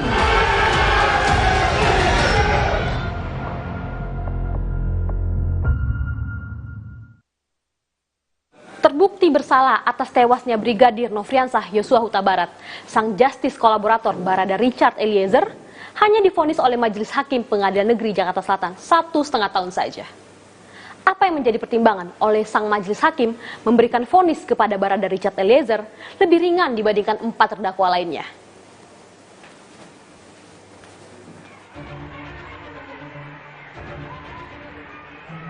Rasa syukur menyertai Richard Eliezer ketika Majelis Hakim Pengadilan Negeri Jakarta Selatan menjatuhkan vonis 1 tahun 6 bulan atas keterlibatannya dalam pembunuhan berencana terhadap Brigadir Nofriansah Yosua Huta Barat. Richard Eliezer dinyatakan terbukti bersalah, turut serta melakukan tindak pidana pembunuhan berencana dan memenuhi unsur pidana pasal 340 Kitab Undang-Undang Hukum Pidana. Meski demikian, Majelis Hakim menerima status Richard Eliezer sebagai justice kolaborator dan menyatakan Richard sebagai saksi pelaku yang bekerja sama.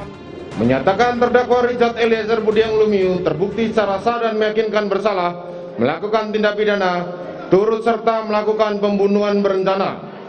Menjatuhkan pidana terhadap terdakwa Richard Eliezer Budiang Lumiu dengan pidana penjara selama 1 tahun dan 6 bulan. Majelis Hakim pun memaparkan hal-hal yang meringankan bagi Richard dalam kasus pembunuhan Brigadir Yosua. Salah satunya, membantu aparat penegak hukum mengungkap kematian Yosua sebagai justice kolaborator atau penguak fakta. Hakim juga menyebut Richard Eliezer bersikap sopan selama persidangan dan belum pernah dihukum menjadi pertimbangan hakim dalam meringankan hukuman Richard Eliezer.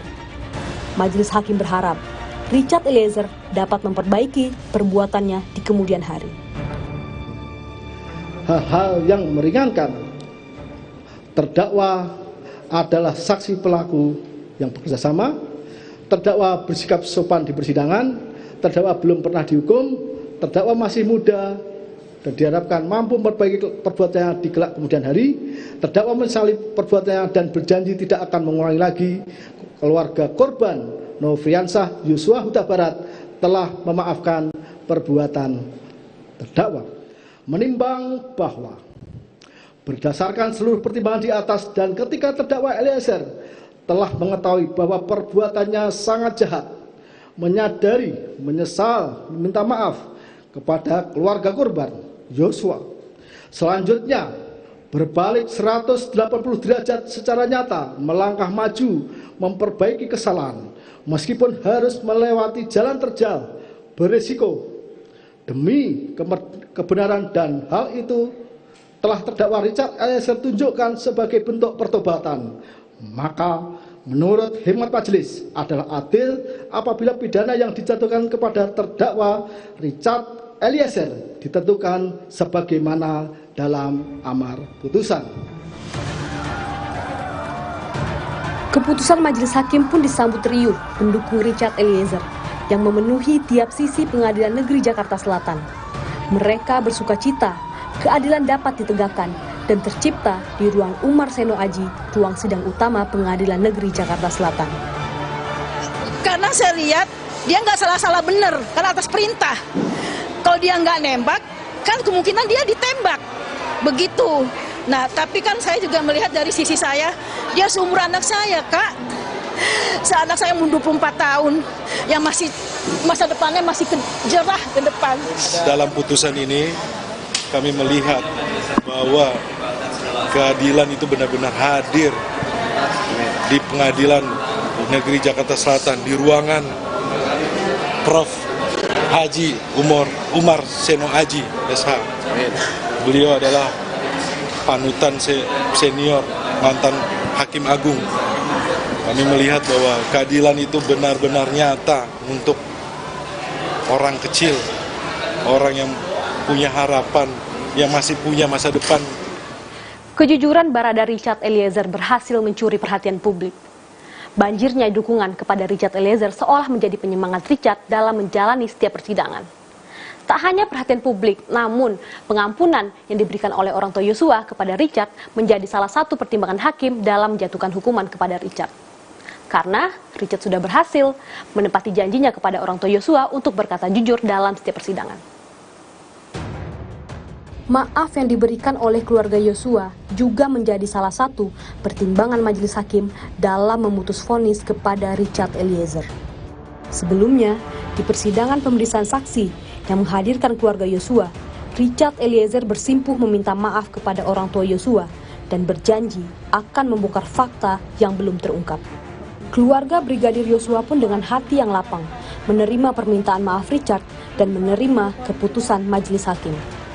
Saya akan berkata jujur, saya akan membela untuk terakhir kalinya, akan membela abang saya, Bang Yos, untuk terakhir kalinya.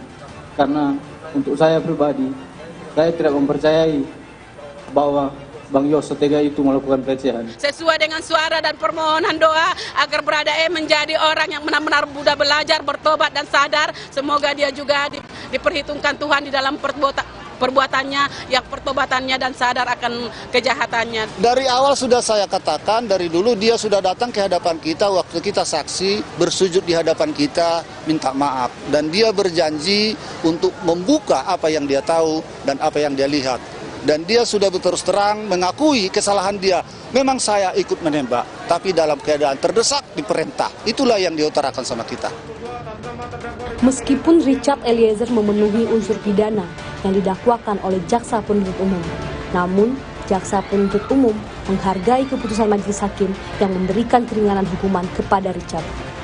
Kejaksaan Agung menyebut tidak akan melakukan banding atas putusan majelis hakim karena mempertimbangkan rasa keadilan yang hidup di masyarakat dan mempertimbangkan pemberian maaf oleh keluarga Yosua kepada Barada Richard Eliezer.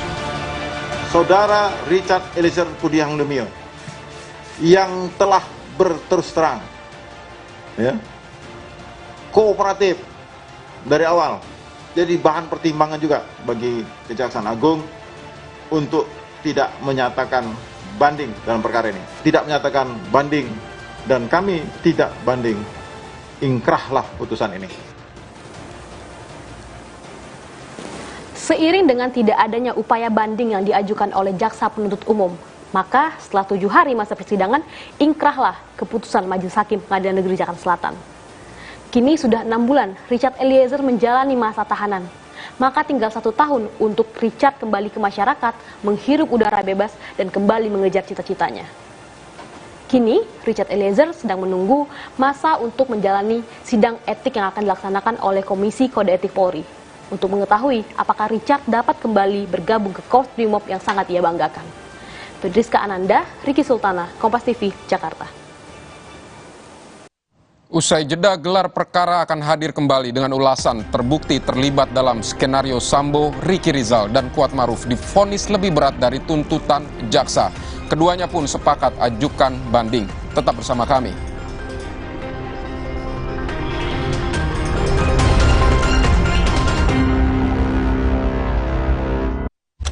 Jangan biarkan mah menghalangi. Minum Milanta dengan Quick Action Formula. Cepat redakan perih dan mual karena mah. Siap kembali jadi andalan. Milanta, cepat sikat sakit mah. Fresh Care dipercaya masyarakat Indonesia. Panasnya nyaman. Aromanya fresh. Pilihanku insya Allah halal. Dan hangatnya selalu bikin fresh. Fresh Care.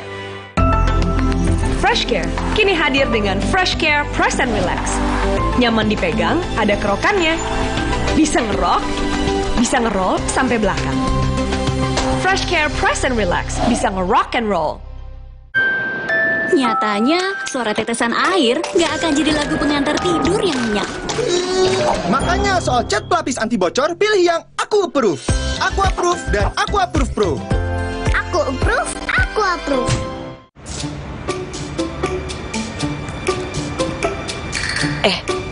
Ade ngapain? Mah, rasain deh. Aku udah nggak panas. Aku boleh sekolah lagi kan? Ade bentar lagi sembuh. Biar sehat terus, Ade mesti banyak minum. Nih, Aqua dulu. Diciptakan oleh alam, 100% murni air mineral pegunungan, sebagaimana alam ingin kamu meminumnya. Untuk kesehatan keluargaku, Aqua dulu. Sendi sehat semangat goes ya. Amin. Sendi Anda aktif geraknya. Amin. Akan banyak hal baik terjadi saat sendi kita sehat. Amin. Olahraga teratur, bila perlu minum Wellmove. Wellmove halal. Untuk membantu atasi capek, pegal, dan nyeri otot, pakai Hotin Cream. Kalau untuk meredakan nyeri sendi, rematik dan keseleo, nah, itu pakai Hotin DCL baru. Bahan aktif DCL-nya efektif mengobati rematik, lindung, dan nyeri sendi. Hotnya, Hotin banget deh.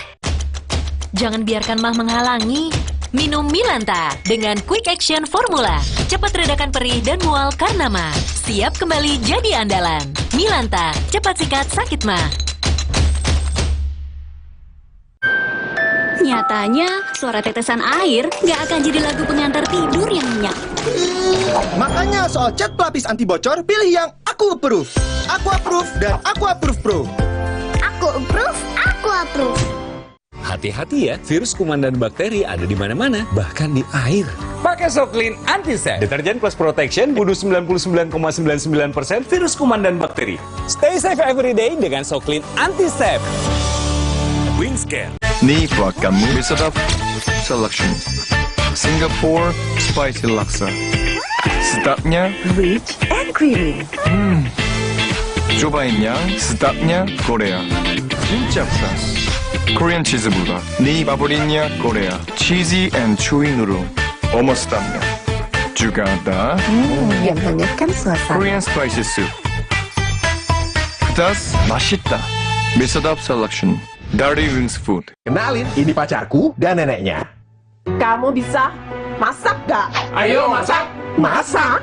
Pakai ini. Kecap sedap, kental dan gurihnya, bikin rasa tak tertandingi. Lebih enak ya? Pakai selalu kecap sedap dari Wings Food. Resep baru dari mie sedap kari kental spesial. Super duper kari. Mie-nya kenyal, kuahnya makin kental. Karinya makin spesial. Dari rempah pilihan. Mie sedap kari kental spesial. Ya kari kau cobain. Dari Wings Food. Besti, basah tuh. Padahal udah pakai roll-on. Nih, roll-on khusus hijabers. Special on hijab chick baru. Active Burst Fragrance, makin aktif, makin wangi. Udah seaktif ini, ketiak tetap kering, nyaman, stay fresh. Wash roll-on hijab chick. Freshnya on, aktifnya on.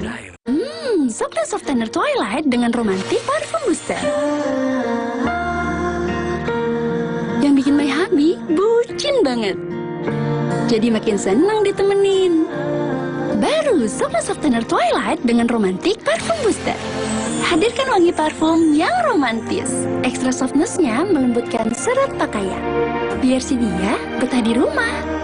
Chocolate Softener Twilight bikin makin romantis. Wingscare. Kenalin, ini pacarku dan neneknya. Kamu bisa masak gak? Ayo masak. Masak? Pakai ini. Kecap sedap, kental dan gurihnya, bikin rasa tak tertandingi. Lebih enak ya? Pakai selalu kecap sedap dari Wings Food.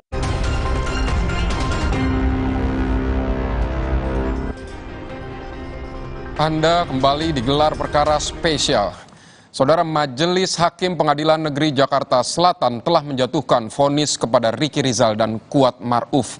Ricky divonis hukuman 13 tahun penjara, sementara Kuat divonis 15 tahun penjara. Vonis ini cukup mengejutkan lantaran jaksa hanya menuntut keduanya dengan 8 tahun penjara. Lantas, apa saja yang menjadi pertimbangan hakim?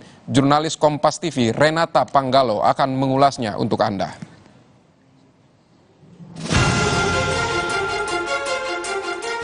Menyatakan terdakwa atas nama Kuat Ma'ruf telah terbukti secara sah dan meyakinkan bersalah melakukan tindak pidana turut serta melakukan tindak pidana pembunuhan berencana. Menjatuhkan pidana terhadap terdakwa Kuat Ma'ruf dengan pidana penjara selama 15 tahun. Menyatakan terdakwa atas nama Ricky Rizal telah terbukti secara sah dan meyakinkan bersalah melakukan tindak pidana turut serta melakukan pembunuhan berencana. Menjatuhkan pidana terhadap terdakwa tersebut dengan pidana penjara selama 13 tahun.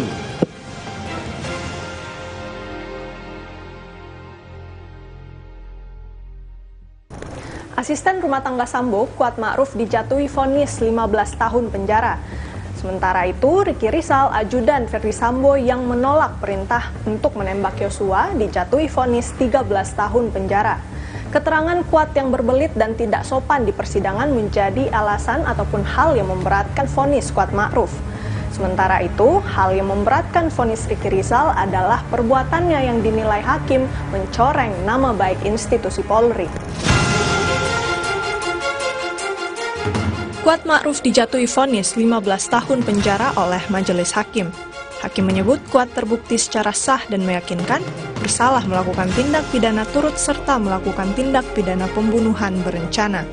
Menyatakan terdakwa atas nama Kuat Ma'ruf telah terbukti secara sah dan meyakinkan bersalah melakukan tindak pidana turut serta melakukan tindak pidana pembunuhan berencana. Menjatuhkan pidana terhadap terdakwa Kuat Ma'ruf dengan pidana penjara selama 15 tahun. Berdasarkan pertimbangan hakim, Kuat terbukti punya maksud menghilangkan nyawa Yosua. Hakim juga meyakini Kuat punya peran yang penting untuk menambah keyakinan Sambo atas kebenaran cerita Putri. Dari rangkaian perbuatan terdakwa sejak ikut pulang ke Jakarta, terdakwa yang mengemudikan mobil, padahal seharusnya terdakwa harus tinggal di Magelang, di mana dalam perjalanan pulang tersebut terdakwa juga membawa pisau yang digunakan untuk menjaga korban Yosua Huta Barat yang dimasukkan ke dalam tas selempang akibat keributan di belakang. Terdakwa mengancam akan membunuh korban Yosua Huta Barat bila berani naik ke atas, ikut dua kali ke lantai 3 di rumah Seguling yang merupakan ruang pribadi keluarga. Siapapun baik asisten rumah tangga maupun ajudan tidak dapat masuk tanpa izin. Untuk itu diajaknya terdakwa oleh saksi Putri Chandrawati ke lantai 3 rumah Seguling. Tentu disebabkan terdakwa dianggap penting oleh Putri Chandrawati dan karena terdakwa sangat penting untuk menambah keyakinan Ferdi Sambo atas kebenaran cerita Putri Chandrawati yang telah disampaikan kepada Ferdi Sambo melalui telepon pada tanggal 8 Juli 2022 dini hari. Apalagi terdakwa telah mengatakan sebelumnya kepada saksi Putri Chandrawati Magang, ibu harus lapor bapak biar di rumah ini tidak ada duri dalam rumah tangga. Menurut hakim, Kuat juga terlibat dalam perencanaan pembunuhan Yosua.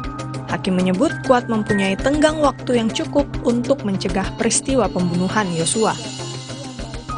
Menimbang bahwa dalam rangkaian tindakan atau perbuatan tersebut terdakwa mempunyai ruang waktu antara munculnya maksud membunuh korban dengan pelaksananya.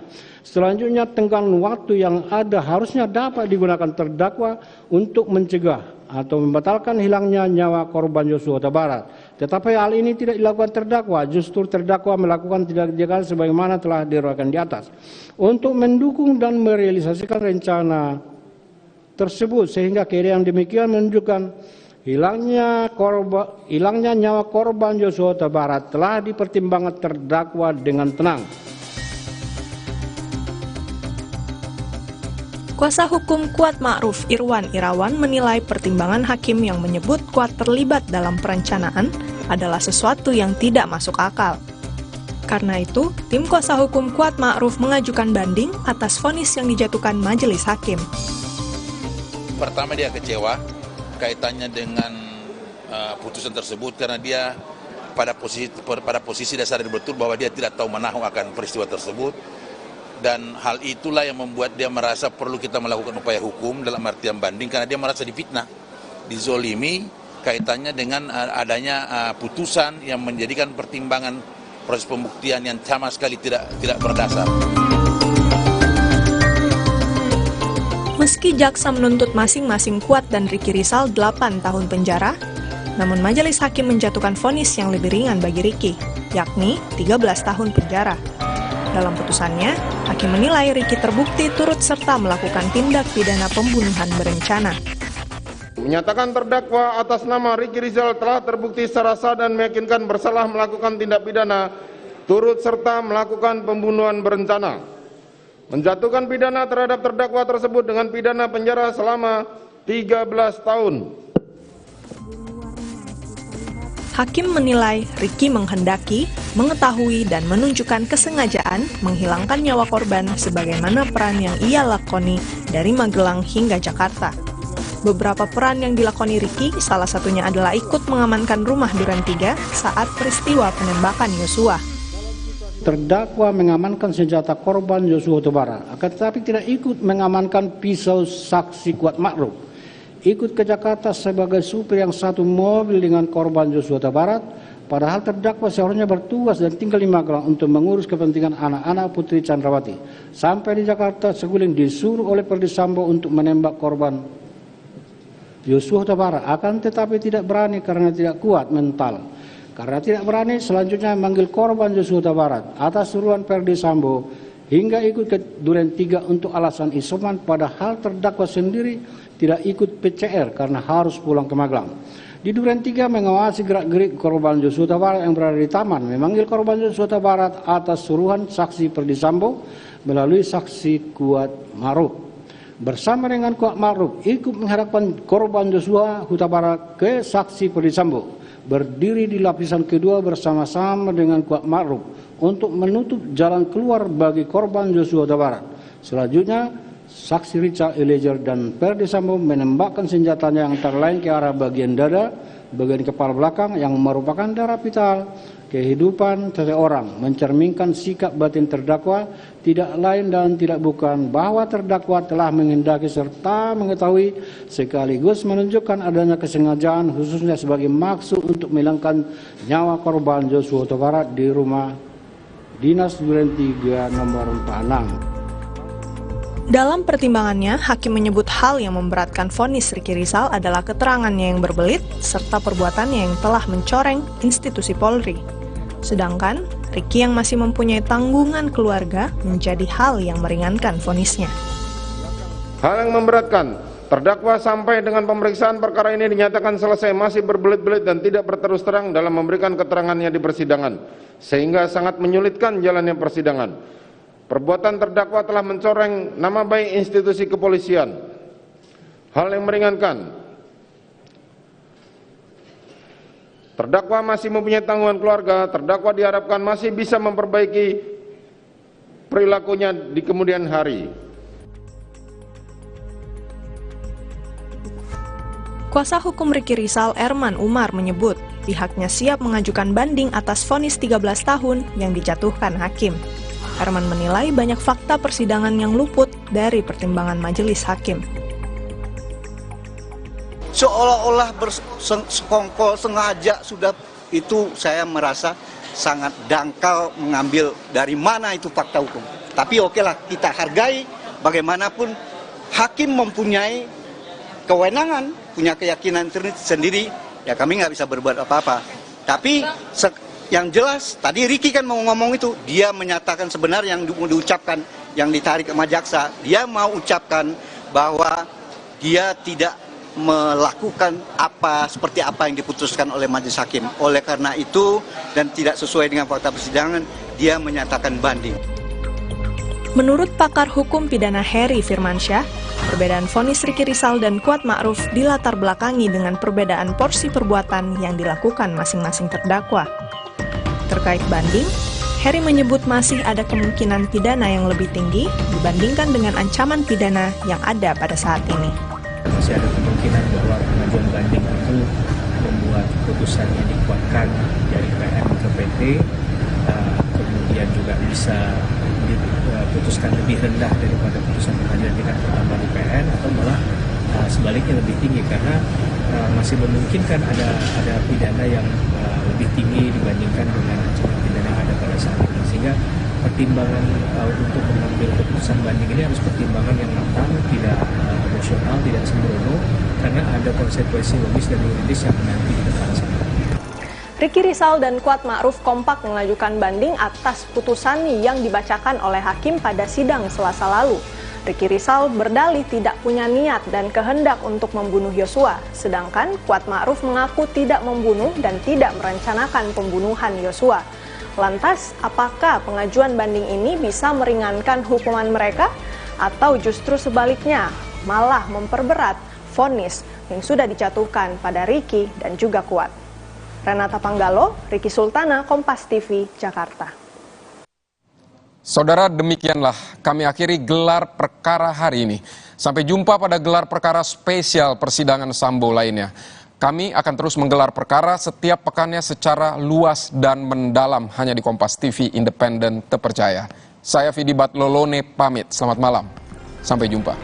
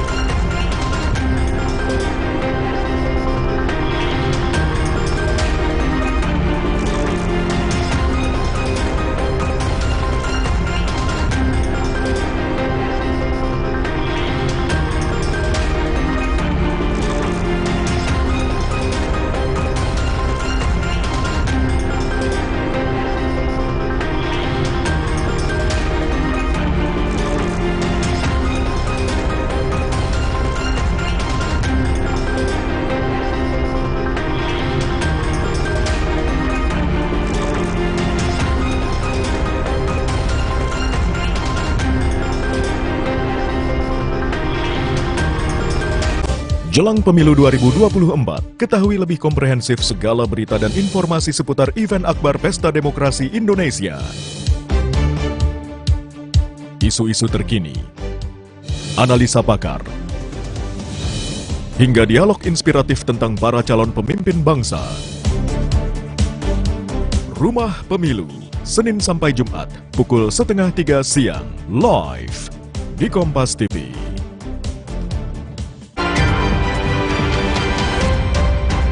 Kompas Update dipersembahkan oleh Morinaga. Kami perbarui informasi Anda dalam Kompas Update pukul 21 waktu Indonesia Barat. Saya Putri Oktaviani. Kebakaran hebat melanda toko grosir perlengkapan rumah tangga dan gudang plastik di Kabupaten Maros, Sulawesi Selatan.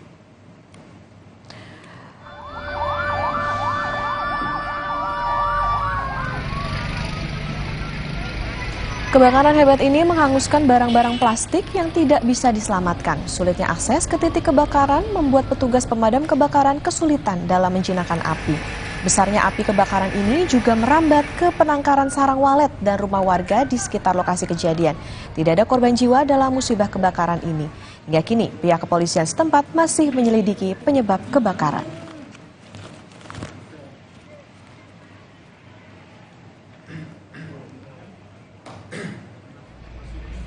Demikian Kompas Update, saya Putri Oktaviani, sampai jumpa.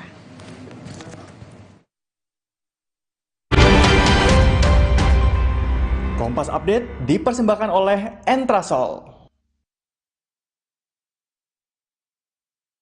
Aku pilih Morinaga, karena triple B Vidusnya bantu jaga daya tahan tubuh dan dukung proses belajarnya, serta optimalkan tumbuh kembangnya. Karena waktu tak bisa kembali. Morinaga. Hai, tahukah Anda? Cuma Entrasol yang tinggi serat dan mengandung ekstrak buah zaitun. Bantu jaga kesehatan jantungku. Rendah laktosanya bikin nyaman di perutku. Entrasol. Saya Nitya Anissa. Saksikan program-program Kompas TV melalui siaran digital, pay TV, dan media streaming lainnya. Kompas TV, independen, terpercaya. Sesaat lagi, Anda akan menyaksikan Kompas